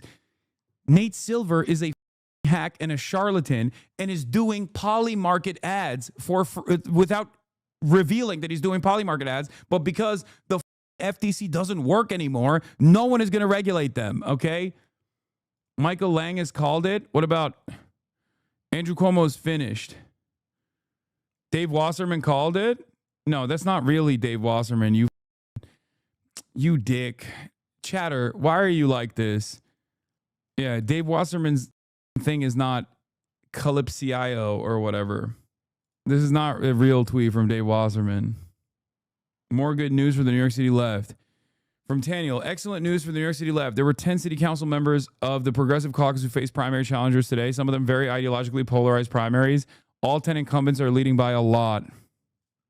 I like that I said, stop sending me poly market bets, and you literally are sending me instead Kalshi tweets. I don't care about any of those things, okay? I don't care about betting market shit. The election center projection is Zohran Mamdani is the projected winner in New York City mayor Democratic primary. He will defeat Andrew Cuomo and Brad Lander. Yeah. What happened, dude? I thought the Jewish New Yorkers were so scared and they were so Islamophobic. Turns out that was actually a bullshit narrative coming from just the media. A longtime Democratic consultant. As I've said time and time again, they are Jews in New York. If they cared about Israel, they would be living in Israel. They'd be Jewish in Israel, okay? They are not living in Tel Aviv. They're living in New York. They got New York problems. They don't have Tel Aviv problems. They have New York problems. They could just as easily live in Israel if they wanted to. What the are they living in New York? Because they're New Yorkers. With him. So how do you think that the former mayor is feeling tonight? I haven't talked to him tonight. When Mike endorsed former Governor Cuomo, put out a really heartfelt, thoughtful, and frankly great statement. I did not write it, in which he emphasized that no candidate is perfect. And maybe if Andrew Cuomo and his team had gone and agreed that no candidate is perfect more often, more voters would have given him support right now. He's still alive, but as it looks right now, his argument... Actually, you know what? I've come to realize, I take it back. The Jewish population of New York is just Hamas. That's what it was. Because it's one or the other, you know what I mean? The governor wasn't They're just contrite very enough, anti-Semitically not caring about Israel being a Jewish why he was driven from office majority that we're seeing these ethno-supremacist results tonight where Zohran Mamdani is clearly in a very good anti-Semitism. position going into the potential ranked choice voting scenario or computation that will occur on July 1st at noon. I will say that factual. Part of the factual. Discussion is a good guy. Be nice. Nice guy, lousy politician. Oh, come on. On that note, be nice, be nasty. We're sending it back to Jessica and Doug. I could watch this all night. Yeah, I hope nobody's feelings are too hurt over there. You guys going to be okay? I got a little thin skin sometimes. All right, OB's got to recover. Okay, thanks, guys. I'm as New York as it gets. Born and bred. What is this? You like these polls? Those are all the polls covering June. All my normie friends don't care a single iota about politics and had zero idea who was running. I knew Zohran was going to do well when they asked me who was running and went, what? When I told them Cuomo was? Yeah, I mean, this is... Let's go, go, go, go! New York Times newsroom looking for fresh anti-Semitism. All right, this is it, people. Let's move. Let's go, go, go, go! Okay, I'm going to cook one up. They're going to say, New York showed that an Italian cannot champion anti-Semitism accurately. New Yorkers, confused by Zohran's name, thought he was Jewish and voted for him. That could be one, maybe. That's the other thing. Like, this is even crazier when you think about it than Hussein Obama. You know what I mean? His name is Zohran Mamdani. His father's name is Mohammed Mamdani. Zohran Kwame Mamdani. Wild. Once again, what you see on Twitter, it seemingly, is not real life at all. New Yorkers are finally anti-Italian once more. It's the second campaign in a row in which a candidate who has spent a lot of time in Westchester County and does not understand what winter is, perhaps doesn't understand what it's like to be a New Yorker living in the winter in a cooped up space, no matter how rich you are. Second time, first Andrew Yang and now Andrew Cuomo saying, it is a campaign. Everything is chaos, which is.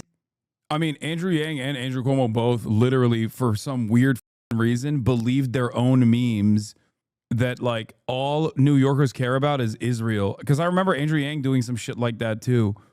It's kind of crazy. Like I always, whenever people like constantly talk about Israel in like the New York mayoral race, which happened last time as well, not to the same severity as this time because of obvious reasons, but like when they do that, I would always get mad. I'd be like, dude, this is stupid, right? Like this is just a way to gum up the works. This is just a way to try to like eliminate anyone that has like any sort of conscience about Israel's behavior, Israel's activity, right?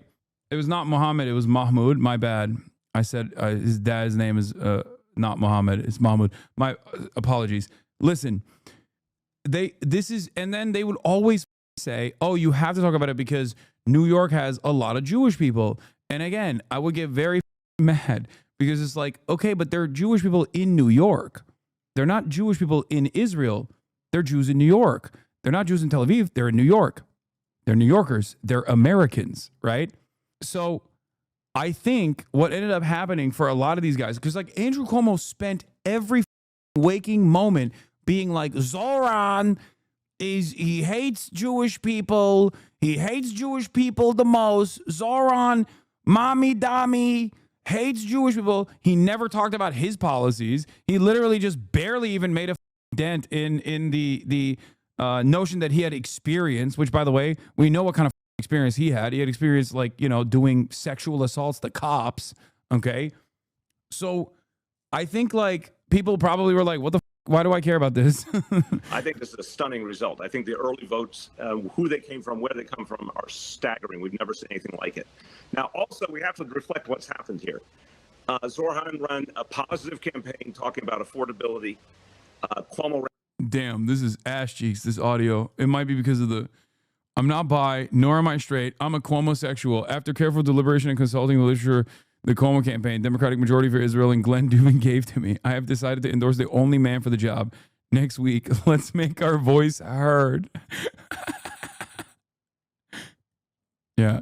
Travis, this guy said he would arrest Netanyahu for crimes against human rights if he came to visit New York City. This is what this guy said. This is a disaster. Oh, that's so good. Oh, my God. Oh, my God. All the liberals who were upset about, Zohran Mamdani being a socialist or whatever, just enjoy how much the Republicans are going to lose their minds over this. Please, just, it's time. We will forget all the stupid tweets you put out there. We will forget all the, this is a safe space, okay? All the liberals who were constantly complaining about Zohran Mamdani, he's too radical. I want, I don't know, one of the other guys. We will forget, we will forgive, as long as you enjoy the moment. This guy said that he would arrest Benjamin Netanyahu for crimes against human rights if he came to visit New York City. This is what this guy said. This guy said he wants to replace police officers with social workers, Sean. If you need help because you need the NYPD, this guy says, no, we're going to send you a social worker instead. This is a disaster, maybe unbelievably worse than Chicago, worse than LA. New York City is on the cusp of electing the worst mayor that they have ever chose, Bill de Blasio. People are going to be wishing that he was the guy. Dude, they're having aneurysms. Oh, that's so awesome. That's so sick. That's so sick. Oh, all right. CNN is back to talking about the Iran nuclear sites looking real bombable again. Oh, my Lord. Looking submissive and bombable. Adam Carlson had a decent take on this as well. It turns out that the sexual predator who was funded by Republican mega donors, who cut Medicaid, stole from the MTA, who lied about the nursing home death toll during COVID, who was the physical embodiment of the Democratic status quo, was not what New York City primary voters wanted. It's coming. Fidel Castro is coming. In 2021, still some of the political figures who called on him to resign back then turned around and endorsed him for mayor this time. a political road to redemption that's proving rockier than anticipated for a man who has led virtually every poll since announcing his candidacy for mayor in March of this year, March 1st of this year. The numbers, not what they hoped to see. Dick, Jessica. Extraordinary turnaround. Exactly right. You know, Cuomo's been out of the game since 2021 when he resigned over the sex assault scandal, sexual harassment scandal. And I think what he was trying to do was Mamdani doing autocrat numbers in Bushwick, Ridgewood, and Astoria is amazing. Mamdani walking through Crown Heights tomorrow. That's right. Y'all thought he was Shia. Turns out he's a Baathist, dude. That's right. Baathist party, secular socialism, rise up. Yeah, he was a different kind of. Turns out he's not even Arab, but turns out he was an Arab nationalist, a pan-Arabic nationalist movement understander. Mamdani won 72% in Greenpoint. That's crazy. Man, imagine if the stream was in New York right now. It would have been so good. Okay, everybody, calm down. Okay, it's fine. Oh, yes. Oh, yes. New York City's soul is rotting. Oh, my God. Oh, that's so good. Genuinely don't know anything about the mayor of Chicago. Why is such a talking point? Because Brandon Johnson was, he was also like a leftist hopeful, but Chicago is so cooked, even more cooked than New York is. Like New York, you are beholden to the real estate lobby and Wall Street and many financial interests, but you still, and also Albany. But in Chicago, it is the alderman's show. And it is, Chicago is even more corrupt than New York, really. And he got held back quite a bit. He's very unpopular. The Chicago mayor is very, very unpopular. Partially because of the corruption and partially because he just wasn't very good at his job. There's no better way to put it. All right, let's see. Courage, competence, collaboration, and compassion.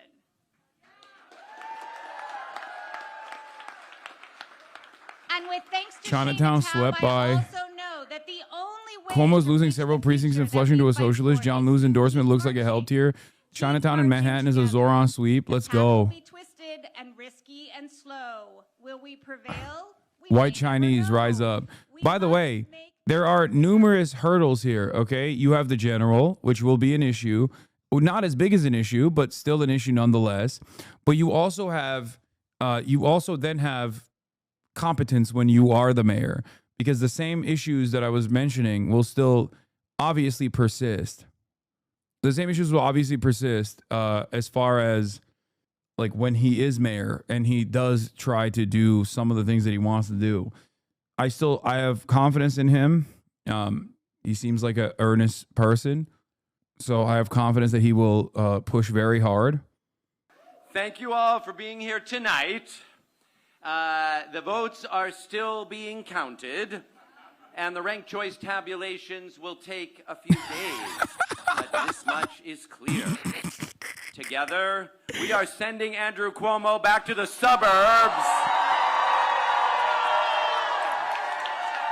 Even as a joke, you should not glaze the USSR. It's so bad for our cause.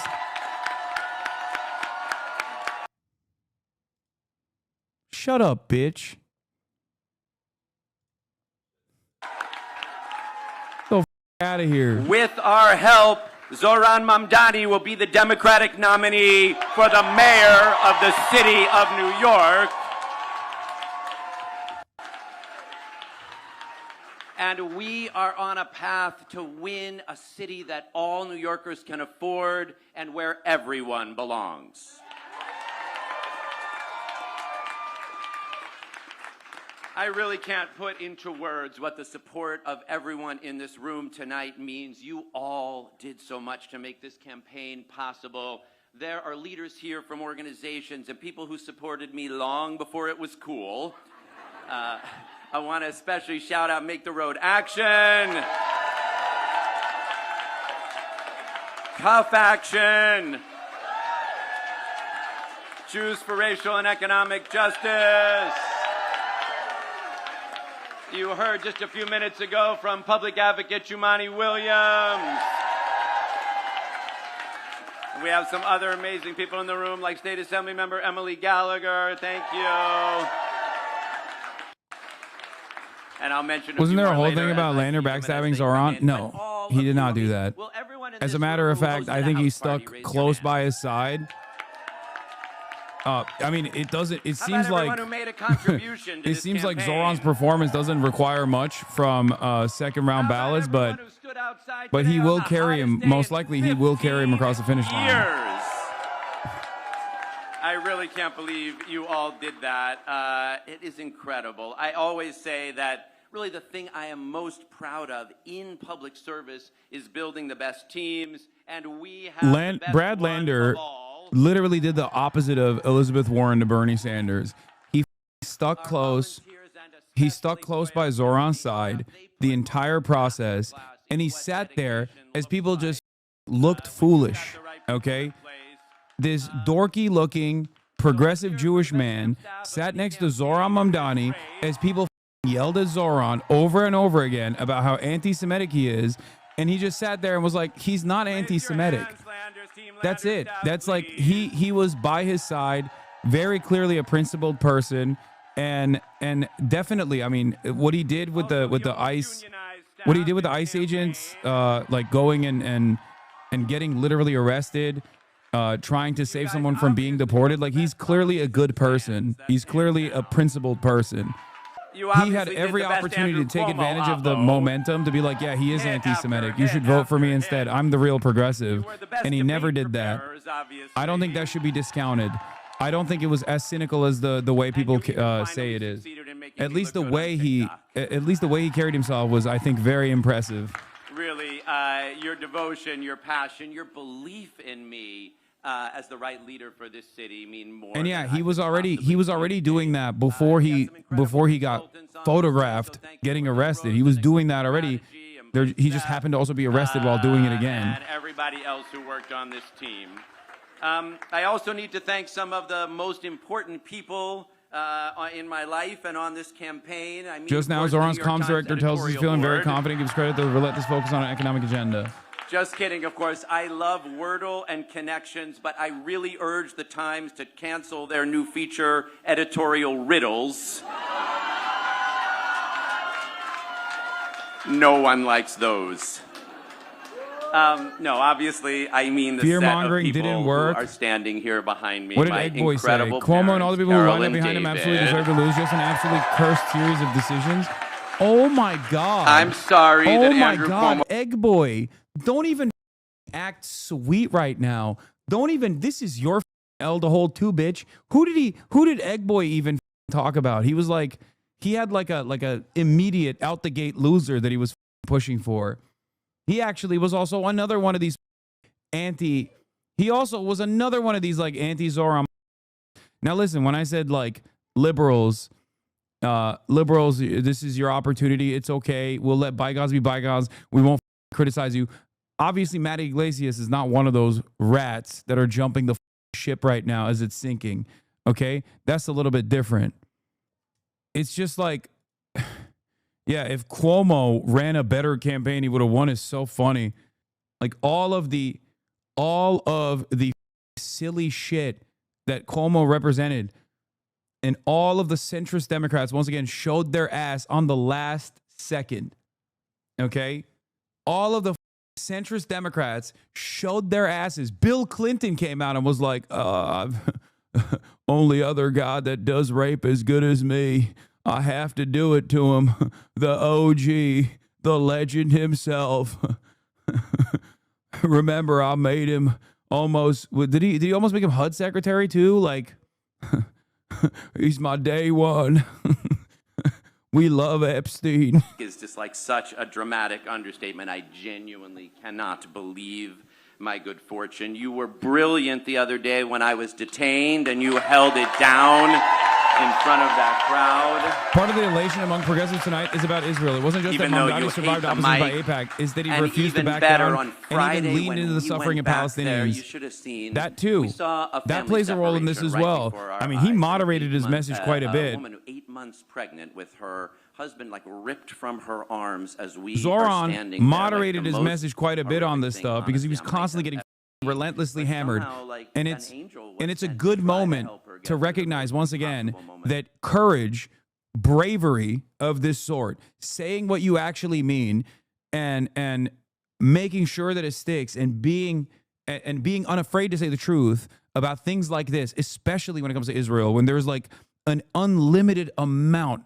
of bullying that takes place. If you actually say the truth about Israel being an apartheid state, something that virtually every human rights group agrees on, okay? Every single one of them, and that Israel's doing a genocide. These sorts of things are no longer impossible to contend with. You can just say it, and it is a moment of relief for a lot of people, I think, that they can't even like gum up the works with this nonsense anymore.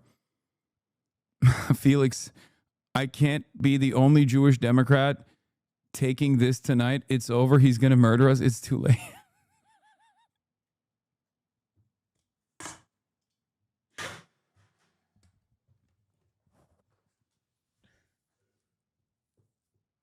Okay, you have to stop sending me Felix Biederman tweets while there's 70,000 people in here watching.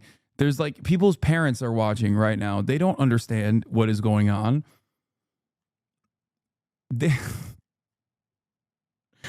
God, Jonathan Greenblatt is probably in here watching. He's going to be like, look at this tweet that he laughed at. That's a real post from a real Jewish New Yorker who is voting on the Democratic ticket. He's going to be on MSNBC tomorrow being like, Zohran Mamdani, Hassan Piker, Kanye West. Who's the most anti-Semitic? Who knows? And nobody can tell. It really has been the proudest, hardest, most humbling, and awe-inspiring time in my whole life. And I mostly just want to say thank you. Thank you to everyone who heard our call for a mayor who's got the integrity to end the era of Adams Cuomo corruption. A mayor with the progressive values that New Yorkers share. And a mayor with the government know-how to deliver on them. I hear a lot of people talk about Zohran's supposed political instincts, but someone who is ruthlessly focused on becoming mayor of New York City would not die on this irrelevant job on the hill of intifada just means struggle. Oh my God. Oh, this is from a couple weeks ago. I thought he was still posting this. Honestly. And then the very next day, that New York Times opinion panel said I was the best candidate to lead this city. And a few days later, Ezra Klein followed it with the nicest things anyone has ever said about me other than Meg and my parents. And then that night, I got up on the debate stage inspired by Marek, and I hope I made you proud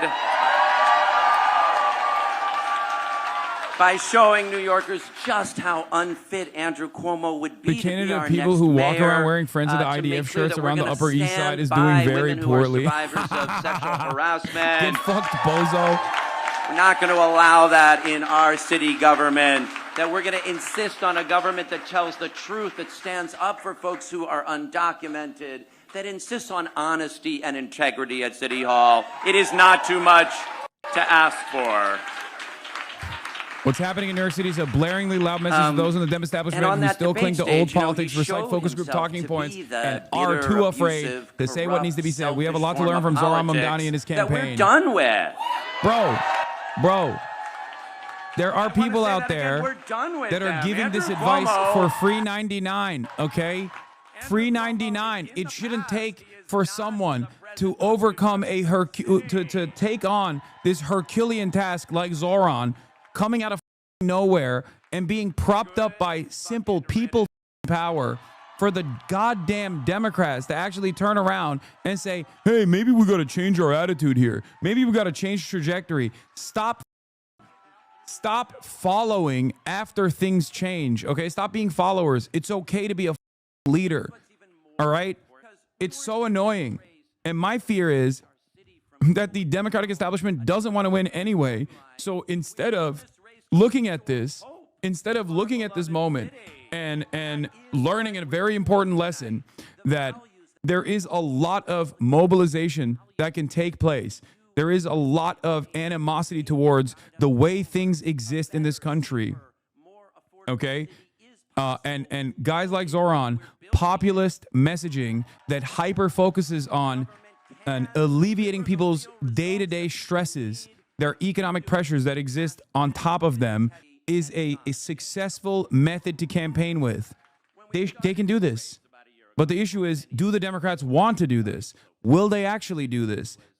Because that requires them to basically drop the corporate oligarchy, their corporate benefactors. New York City swung right in the presidential election, but just nominated a Muslim socialist for mayor. This country isn't getting more right-wing. People are just fed up with cowards who don't stand for anything or care about making anyone's life better.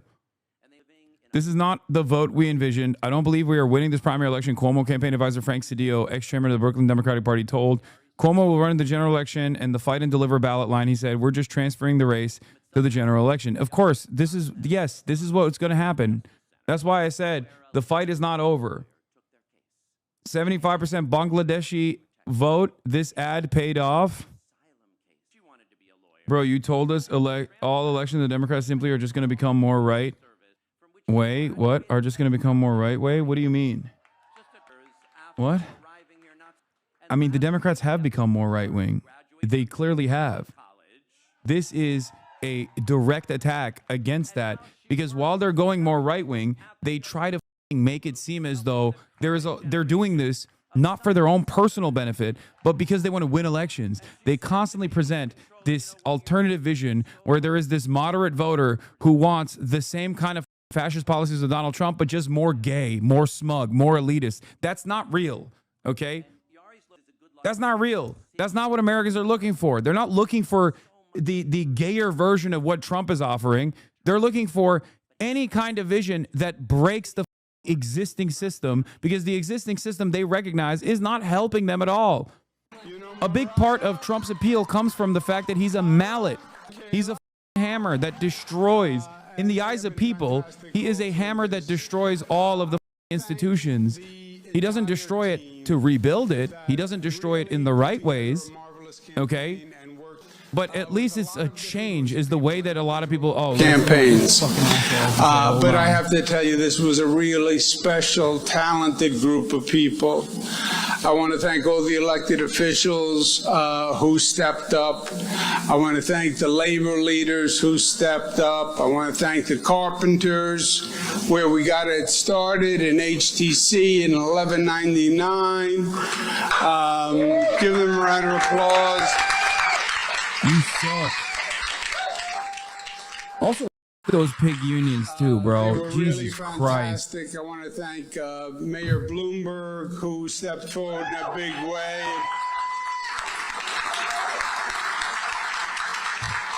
I enjoyed having the team back together again. I'll tell you the truth. People came back from when I was at HUD. The old HUD team came back. That's 30 As a years. New Yorker, I am a Muslim. As a New Yorker, I am Jewish. As a New Yorker, I am black. I am gay. I am disabled.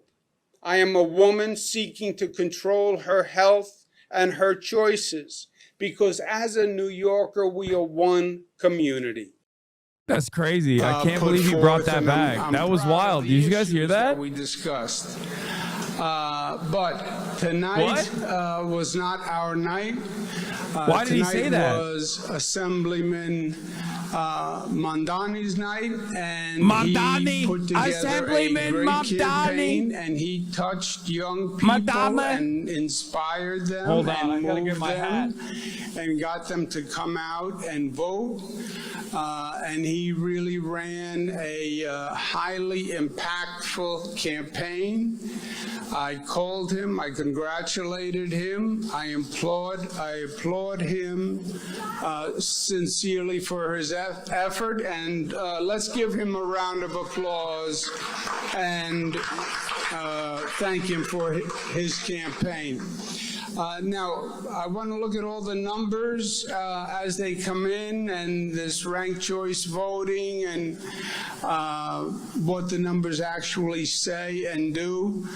There is no doubt that there are important issues that are facing this city. That's why this election is so imperative. That's why so many people came out to vote, because these are real issues. And they're not getting better, and they're getting worse. And that's why New Yorkers are as concerned as they are. So the challenges we face are real, and they deserve real consideration. And I want to give some thought about the best way to help address them, the best way to help the party, but most of all, the best way to help the city. And that's what we'll be thinking about as we go forward.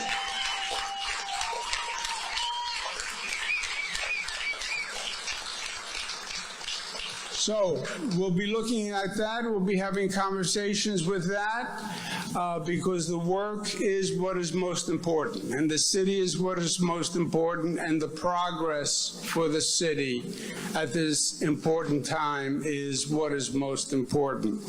And in the meantime, I just want to say thank you again from the bottom of my heart. We won, right, your guys? Really fantastic effort and friendship.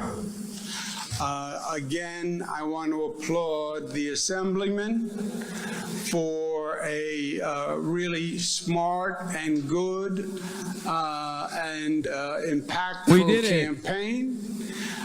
Tonight is his night. He deserved it. He won. And we're going to take a look. We'll make some decisions. But I love each and every one of you, and I thank you for what you've done. Thank you very much. Thank you. Thank you very much. I just answered. Thank you. Trump's first post about Mamdani is going to be very funny. I know. Oh, get wrecked, dude. Oh, that's so good. R.I.P. Bozo. Just don't run. Just save yourself the dignity. I mean, you're not a dignified person, but I mean, the smart thing to do is just not run. Don't even run. Did he just concede? No, I don't think he conceded. Did I misunderstand something? I don't think he conceded at all. No, the plan for them always was if they don't make it in the primary, they will hit the he kept saying he won, but I think he was just talking about like the primary. If you guys think, no, it's not a real he conceded by saying he won. He said he didn't commit to running again. Oh, what the well, I don't want to believe because I'm a big Cuomo supporter, as you guys know. So I don't want to believe that Andrew Cuomo actually conceded. I hope not. I was really excited. I need a New York mayor. I need New York mayor cop rapist to win again. What are you guys telling me? He's not going to run in the general? What? I don't understand. He all but conceded. It all depends on the media coverage from this point forward. He's not willing to be embarrassed by losing in the general. It's a pride game for him. Okay. Well, is Richie Torres going to be okay? Because I think he said that he wasn't going to run for governor if Richie Torres is Felix Biederman. I apologize to anyone who committed suicide due to my last post. I will slash prices on cameos for any affected families. Anyway, the rest is for Cuomo supporters only. It's a sad night. But as always, the answers are in theory. We must become like fish. Upstate is our ocean. This is the book I read when I feel down as well. And also when I feel horny. In both instances, this is my book. This is my comfort book. Wait, Richie Torres, Zohran win. Richie Torres says, no thanks to 2026 gubernatorial run. To have like a far left mayor who's strategic and smart actively working against you, that just feels insurmountable. Wait, no. Not... Guys, You're telling me Cuomo might not run and Richie Torres might not run for governor? Stop playing the victim card? What? Stop it. This is the worst night of my life. I don't understand. Those are my two favorite politicians. Well, at least Andrew Cuomo can go back to working on the international criminal court case against war criminal Benjamin Netanyahu, which he weirdly enough decided to join the legal team of. I'm sure he's going to have a lot of time on his hands now if he's not running for mayor. That was the reason why I like him so much. That's a man with an eye for justice right there. That's right, by the way. For those of you who don't know, Andrew Cuomo famously, for no good reason, decided to join the legal team of Benjamin Netanyahu. One might ask the question why that is even a thing. Andrew Cuomo, okay, Sally Goldenberg says, senior editor for Politico says, just conceded Democratic primary for mayor in New York City, Zohran Mamdani. Cuomo had universal name ID, 25 million PAC backing him, and tons of institutional endorsements. Mamdani is a 33-year-old socialist. The magnitude of this cannot be overstated. Bill de Blasio comments. What's my other socialist king saying? And I should note that you were urging people not to rank former Governor Andrew Cuomo. He was. They were the two frontrunners going into this, it seemed like, based on the polling. But you do think that ultimately he's going to pull it out here based on what you're seeing so far. Richie Torres. Richie Torres. I don't know if you're watching. We're coming for you, Richie. Poorest district in the nation, Richie. We're coming for you, Richie. You're probably not going to survive another one of these races, Richie, but you better go work for a lobbyist real quick. Maybe get a job at AIPAC or something. Oh, no, Richie. Oh, no. What was Richie Torres doing the last election cycle that he was on the ballot on coming up to the general? Oh, that's right. He was too busy posting not about his district, poorest district in the country, but instead was posting about a Twitch streamer, the only progressive Twitch streamer, as a matter of fact, in the top 10 live streamers in this incredibly right-wing infested space, trying to get him deplatformed. Oh, Richie, you got a real nice seat there, man. Emerson College poll, round 1, February 3rd. Cuomo at 33%, Mamdani at 1%. Listen, this is the first time I'll say it. Maybe podcasts do have motion. Now, this isn't obviously that, but there is a tremendous amount of effort paired up with Zohran's own personal charisma and his incredible team. Like, all of it came together so perfectly. A lot of resentment against establishment Democrats in general, running up against someone like Andrew Cuomo. But yeah, this is wild. This is wild. I don't know what to say. I mean, this is insane. This was a real people-backed movement for a guy that don't get too comfortable, folks. The numbers from Israel aren't in yet. Yeah, that's true. You helped this? Not me. You did. When we went out there and we were walking through the streets with Zohran and all the people that were coming up, those were, people that work in his campaign. Those are you guys. You guys did this. You all played a role in this. You went out, you door knocked, you canvassed, you phone banked, you told your friends, you made unique content. This is an amazing moment for sure.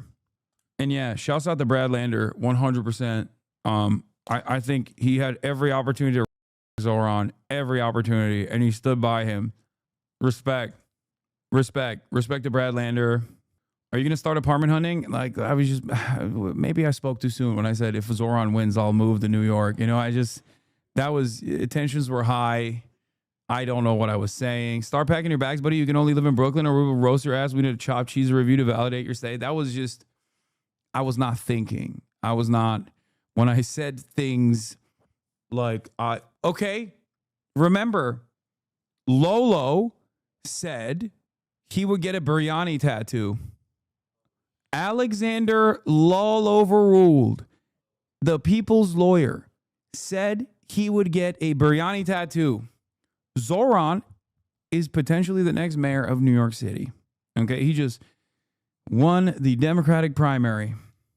He has to get the tattoo before I even talk about moving to New York City. I also said for a brief time period. I didn't say permanently. I mean, don't get crazy. Don't get crazy.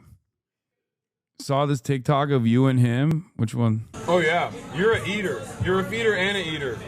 You're a real ass eater. Maybe you could have arranged those words a little differently. Yeah, I didn't mean it like that. Yeah. Let me call him up real quick. I want to see. He's probably at like the Zohran party right now. Let's see if he picks up. Everyone's probably partying. Hello? Alexander Lol overruled. You're live on the Hasanabi broadcast. 70,000 people watching. I have a very important question for you. Yeah. Have you gotten the biryani tattoo yet? Is that really why you're calling me? I mean, happy birthday also. But yeah, that's part of it. Oh my God. Did Cuomo concede? Yeah, he did. Over for the Italians. Yeah, that's right. It's never been more over. Did you tell them that you didn't come to my birthday? Yeah, they know I'm in Los Angeles. Yes, they know. They know that I'm not there. And I wish I was there because I'd be getting lit right now if I was there. Yeah. I This know. was supposed to be a Why are you not celebrating? Why are you home? You sound like you're not at a party. I'm depressed. Oh my God. Okay. Well, I'll be there. I'm waiting on wait, are you depressed because I didn't come to your birthday party? No. Okay. What are you depressed because you're getting older? Is that what it is? My birthdays make me sad. Oh my God, you're so okay. I'll be there. I'll be there soon. Don't worry. I'm waiting on confirmation from Mohammed Khalil's team, but I'll be there. I'll be there this week, most likely. Okay. But I'm scared because it feels like New York is like a radical Islamist safe haven. Like I'm a little worried. Like, will you protect you're me? flying into the caliphate, baby. Will you protect me? It's gonna be Sharia law by the time you get here. I know. It's a very scary state of affairs. I'm scared. Yeah. I'll hide you. Don't worry. Yeah, I'll hide you. Islam is the light. Now that Americans are finally learning the ways of Sharia, don't worry. They're going to be doing, DSA is going to be doing crystal knock tonight. Yeah. It's happening. Yeah. They're going to overturn all the Lime scooters. All right. It's already happening. All right. Well, I love you and hope you're doing all right. I'm going to hold you. I'm going to hold you account. Wait, why did you say love you back? I love you too. I love you too. You better, dude. What is this shit? All right. All right. Have a good night. All right. Bye. أشهد أن لا إله إلا الله وأشهد أن محمدًا عبده ورسوله. Recite it with me, okay? Chatters, now that New York City is a stronghold for the Islamic Caliphate, you are going to need to learn some words. What I just described to you is the Shahada. It is the first thing that you need to recite to find the light of Allah, the light of Islam, and bring it into your hearts, okay? Once again, أشهد أن لا إله إلا الله وأشهد أن محمدًا عبده ورسوله. Okay? When you say that, you are now officially Muslim. Why are people saying astaghfirullah, brother? What do you mean? This is good. If I got like at least 5 people to say it, I'm going to Jannah. Okay? Like, what are you talking about? I'm getting so many Muslim points right now. I'm getting the most Islam points. Anyway, White Boy Hot Summer. Let's hear what Bill de Blasio has to say. And I think it's a combination. I did not expect Zohran to be leading with the overall #1. Okay, so this wasn't our issue. This was like literally the Bill de Blasio had bunk ass audio. Votes. You know, with our ranked choice system, the #1 votes tell you something, but they don't tell you the whole thing. I did not expect him to be leading at the end of election night. I think this is a stunning result. I think the early votes, who they came from, where they come from, are staggering. We've never seen anything like it. Now, also, we have to reflect what's happened here. Zohran ran a positive campaign talking about affordability. Cuomo ran a very negative, fear-based campaign. This has made a huge difference. People at this point in New York City, they are hurting for sure, but they didn't just want to hear how bad everything was. They wanted to have some sense of hope, some sense of solution and vision.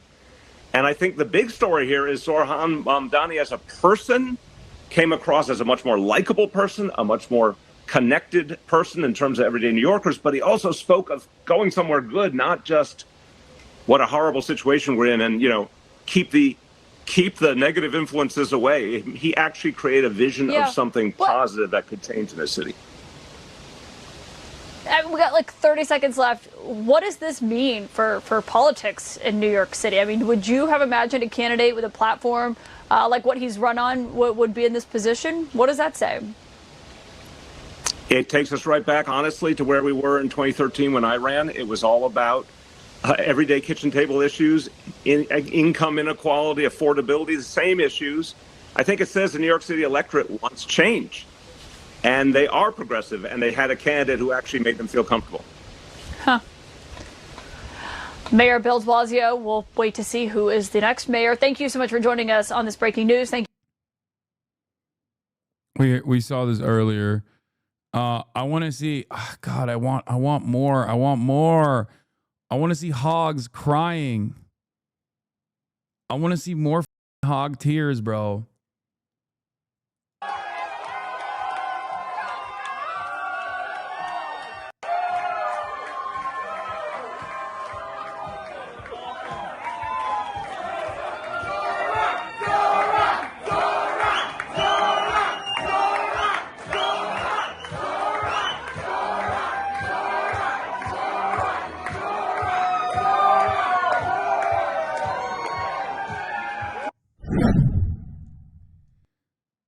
I will say I don't like using like Republican terminology, I would say, or like Republican strategies here, but this is the closest that the Democratic Party has had to like a Tea Party. And obviously the Tea Party movement was not grassroots. It was obviously AstroTurf by the Koch brothers. But like this right here is the closest to like an organic movement that could potentially take over the rest of the party. Who knows? The sky's the limit. The Democrats obviously are so invested in destroying their left flank unconditionally. So I don't know where this goes, but I will say this has the early workings of that. Like from the Tea Party to Donald Trump, this does seem kind of like that. And obviously, this is the exact opposite of the Tea Party. Their goals are psychotic and awful and will devastate the working poor, whereas leftist goals and socialist goals are clearly positive for the working class. So it's basically this like bizarro Tea Party movement almost. It's not AstroTurfed, it's grassroots, and it works in favor of not the status quo, but the working class instead. And the tax base is gone, and sanitation is gone, and schools are gone. Okay, why would crime go up? Matt Walsh crying hog tears. Last thing I will say, and then I'll let you in, Anna. After hearing the news, I might have to reconsider my stance against regime change wars. Adams, crime did go up in the city. And then went down. Yes, but that was during the pandemic. Yes, and migrants. Exactly. But I'm just being clear. Crime has already gone up in New York, and it has come down. So even when crime went up in New York, there was perhaps some departure, but there was not a collapse of the tax base in New York City. Okay, Anna, go ahead. Okay, so I am not a New Yorker. I live in Miami, where we don't have 50% tax rate. And it's like I've already we have our share of insane elections and insane politicians, but This reminded me, you talked about the Dinkins election. To me, this reminded me of the AOC versus Joe Crowley election, where there was this establishment sacred cow who thought that because of his name and because of his pockets, he could walk into it. And there was a young upstart who put a lot of leather and a lot of footwork and boots on the ground and did it. And so, I would say when it comes to New York, do not underestimate the sweat of these folks. And by the way, he won. I'm not underestimating. I would just say this. And I would not have voted for him. If you were saying that Eric Adams is the person loves this result the second most compared to after Mamdani. He'll be the anti-Mamdani. But I will say this. The people who hate this result the most are the Democratic establishment. We have seen poll after poll after poll showing Democratic voters fed up with their leaders in Washington, fed up with their leaders in government. And all of a sudden, Andrew Cuomo, who 5 years ago was leading those COVID, press conferences, was this guy who was held up in such high esteem. And now all of a sudden, the best he can do is what, 37%? 62% of Democrats. They were talking about 62% of Democrats say that they're so Republicans had the Tea Party. This is the Chai Party taking over the Democrats. And I run campaigns for Republicans all over the country. If they turn to 33-year-old socialists who've never run popsicle stands, that's great for us. We'll win a lot of elections. So can somebody explain this to me now? Dude, so no, this definitely. Definitely, buddy. Definitely. You'll definitely win major victories in the New York mayoral race looking like the pedophile that you are, okay? Yeah, bring up Curtis Sliwa. I'm sure that is going to be a real banger with his 50 cats. Stupid-ass dork. Compared to when Democrats did the same thing.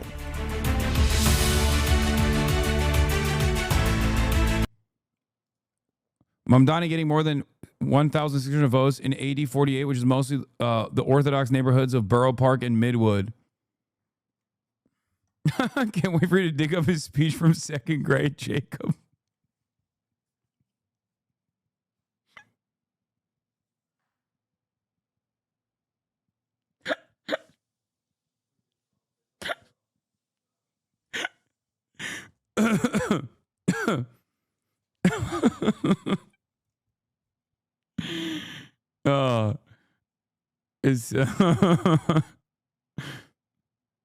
Oh my God. Yeah, what happened to Bill Clinton? The Bill Clinton endorsement is so funny now. This is how you know the same people who ran the Kamala campaign, ran the Cuomo campaign, they had the same idea for their ace in the hole. It's good. It's not the worst thing, okay? It's not the worst thing. Let him keep running dog shit campaigns against strong primary candidates and lose every time. Matt Iglesias. Dude, Matt Iglesias was chirping about how you should never listen to the DSA yesterday, okay? I don't want to say what I truly want to say because I will get banned off this platform, so I'm not going to say it, but I'm thinking it, and you can't stop me from thinking it. But Matt Iglesias yesterday was like, nah, you should never listen to the DSA types. Nah. Like, shut the up, dude. Shut up. Shut up. You've never had any motion. You've never had any momentum that wasn't backed by corporate interests, okay? He is such a indecent shark. The major problem with a lot of these dumbass establishment candidates and also their backers in the commentariat is that they just sit around and wait to get their notes from the Democrats, and they don't stand for anything. They don't stand for anything at all. They get dominated by Republicans who actually do stand for something, evil, okay? They stand for evil, but at least they stand for something. Democrats don't stand for shit.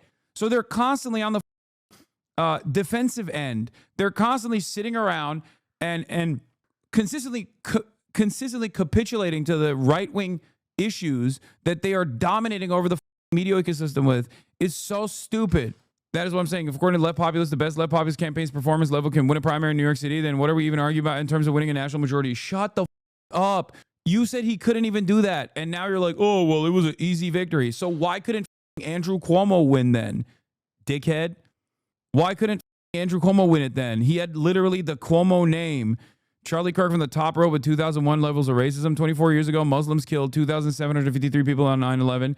Now Muslim socialist is on pace to run New York City.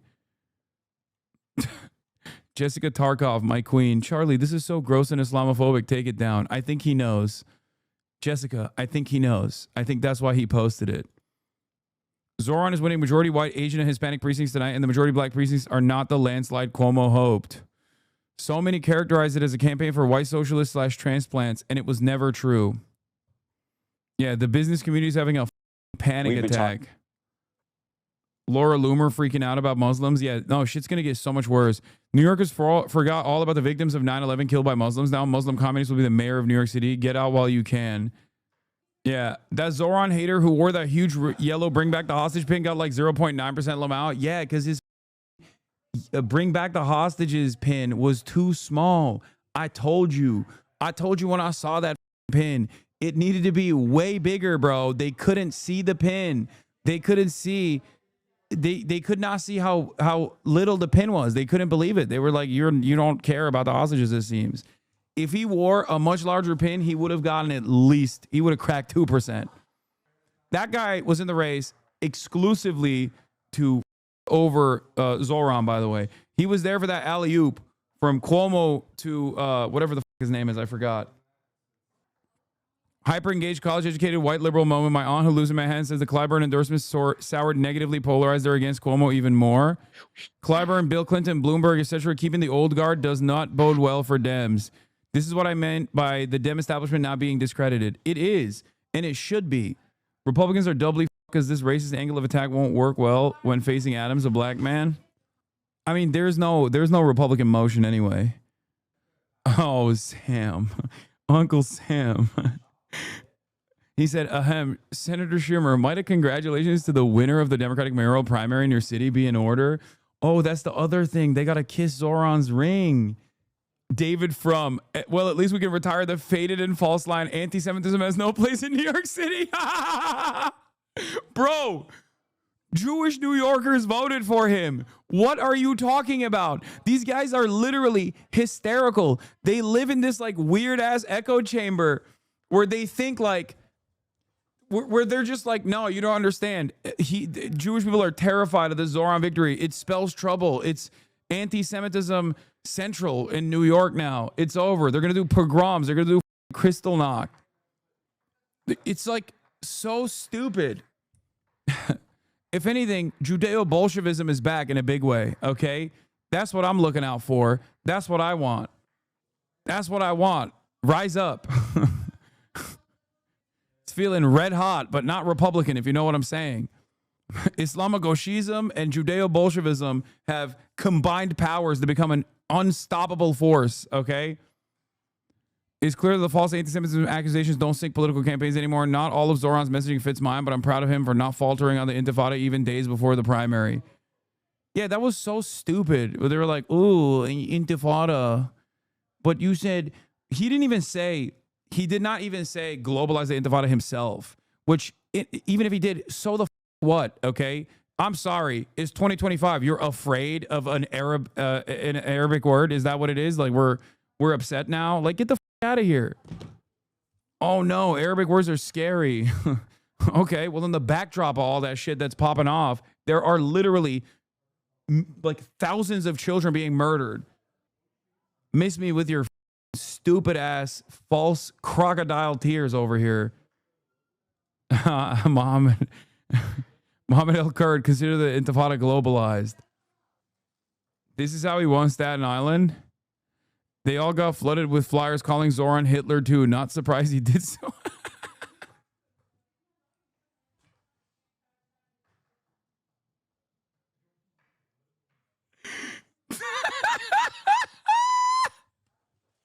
Shit backfired. They were like, hold up. I was voting for Cuomo because he's a piece of shit. I didn't realize this guy's he's the real deal. Even Cuomo's afraid of this guy.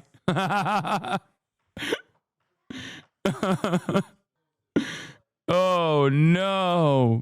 More conservative seething. This is one of the saddest days in recent New York political history. The Democratic Party has just nominated a mayoral candidate who refused to recognize Israel's right to exist as a Jewish state. Stop. Why is this? Like, you can't write this out loud. You can't put this out there, man. This is funny as like Like, what does that have to do with the New York mayoral race, man? What do you mean? It's like me crying because Eric Adams is no longer the mayor of New York. Someone who is a strong supporter of Turkey must always be in charge of the most important city for Turks. New York City, the Istanbul of America. Like, can you imagine if I ran around all day, every day, being like, Eric Adams is unjustly maligned by the Democratic Party's forces for simply being a good friend to the Turks, okay? He's such a good friend to the Turks that he doesn't even go and get a hair transplant. He was doing it for the love of the game. Like, can you imagine if that was my #1 priority all the time? I was like, how good is a candidate to Turkey, okay? Jews must get to Israel. There's no other way. Aren't safe in New York. Saying this after 12 days of bombing due to Israel's own ambition of striking against an actual sovereign power, a nation state with ballistic missile launcher capabilities, and therefore having the entire state of Israel under lockdown for 12 days is also an interesting choice. You know, you're like, well, no, that's the safe place, actually. The place where there's constantly picking fights with everyone and also doing an ethnic cleansing campaign 50 miles down the road, too. Yeah, that's the safest place for Jews around the world, not Upper East Side, Upper West Side of New York. Does anyone even believe this shit? Like, I don't get it. Yeah, I mean, this is also correct. Bro, they were so Politico, which is owned by a German freak, okay, who does like loyalty pledges to Israel to even like join what is that guy's name, the German freak that owns Politico? Axel Springer. Lolo said, I'm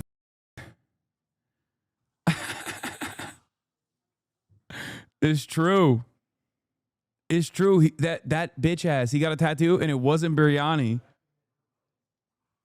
That's true. More tears. It's white boy jihad summer. Dude, this is my favorite thing that people do where they're like, I can't believe this guy is not even joking. He's being sincere. Like, he wants to do like what I think is jihad. Slasher, I must get to Israel immediately. Please charter me a flight with the only Jewish pilot I feel safe with, Felix Biederman. Too late. He killed himself.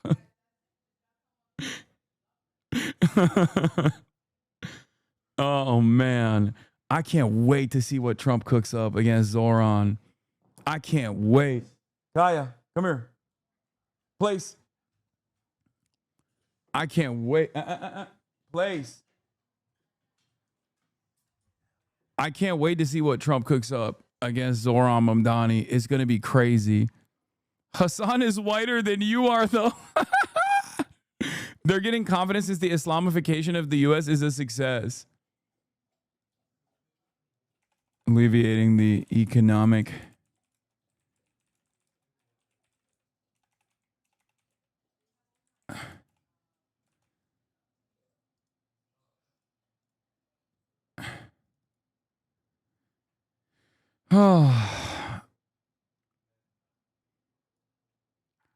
If Zohran Mamdani becomes New York City mayor at the age 33, it would be a death blow. I know exactly where this joke is going.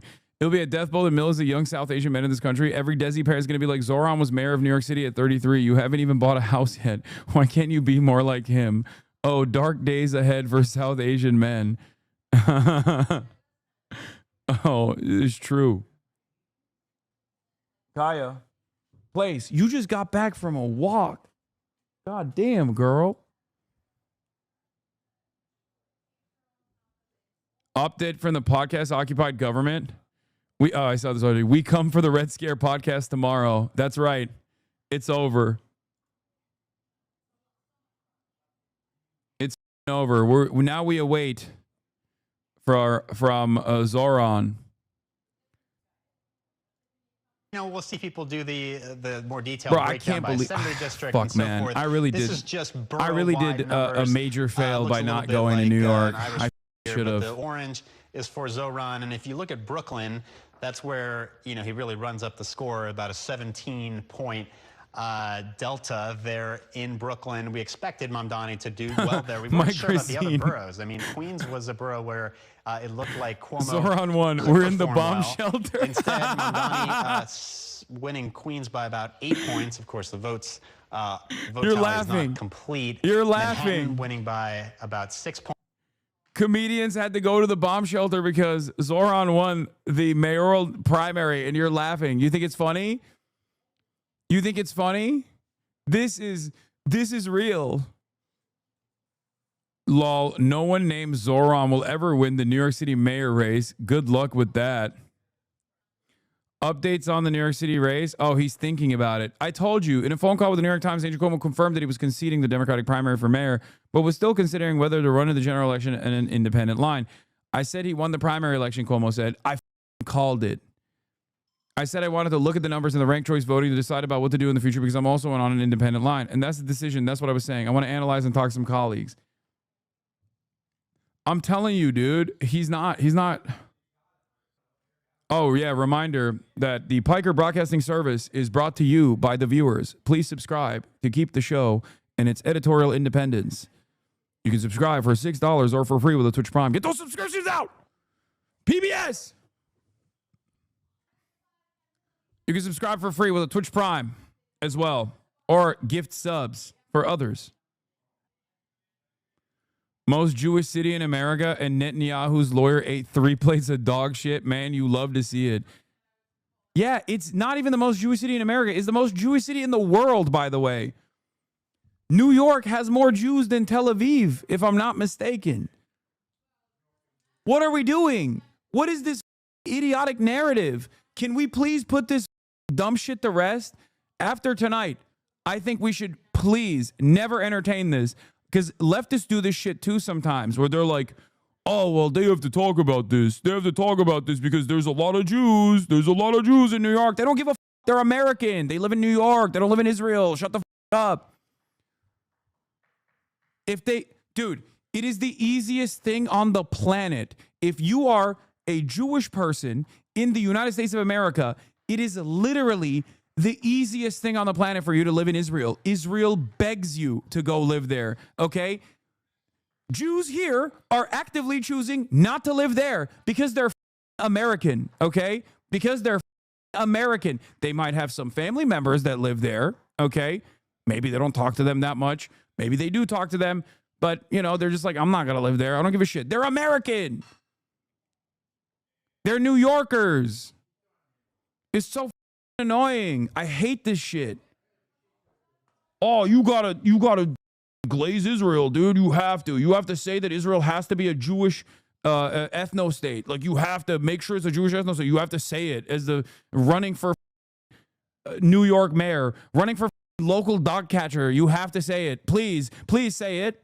It's bullshit. It's fake. That's the reason why AIPAC, when it's hammering in the Democratic primaries, never talks about Israel. When AIPAC is dumping $30 million, why don't they ever bring up Israel, even though Israel is the reason why they're dumping $30 million into a primary?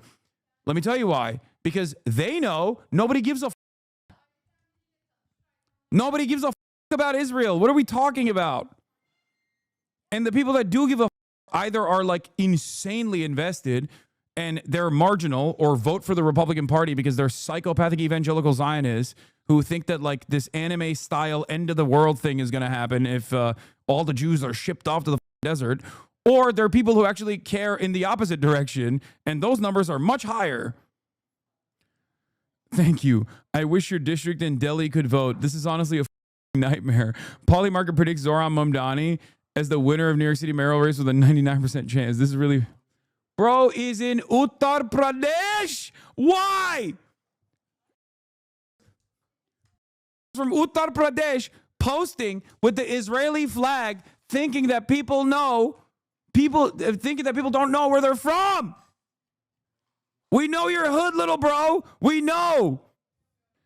If someone who wants to literally put Netanyahu in jail can become the mayor of the most Jewish city in America, then maybe my prediction that America would break with Israel in 10 years was too conservative. Might be coming much faster than that.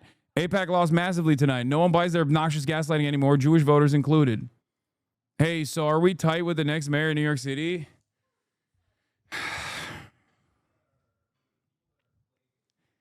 Kind of, yeah. It's true.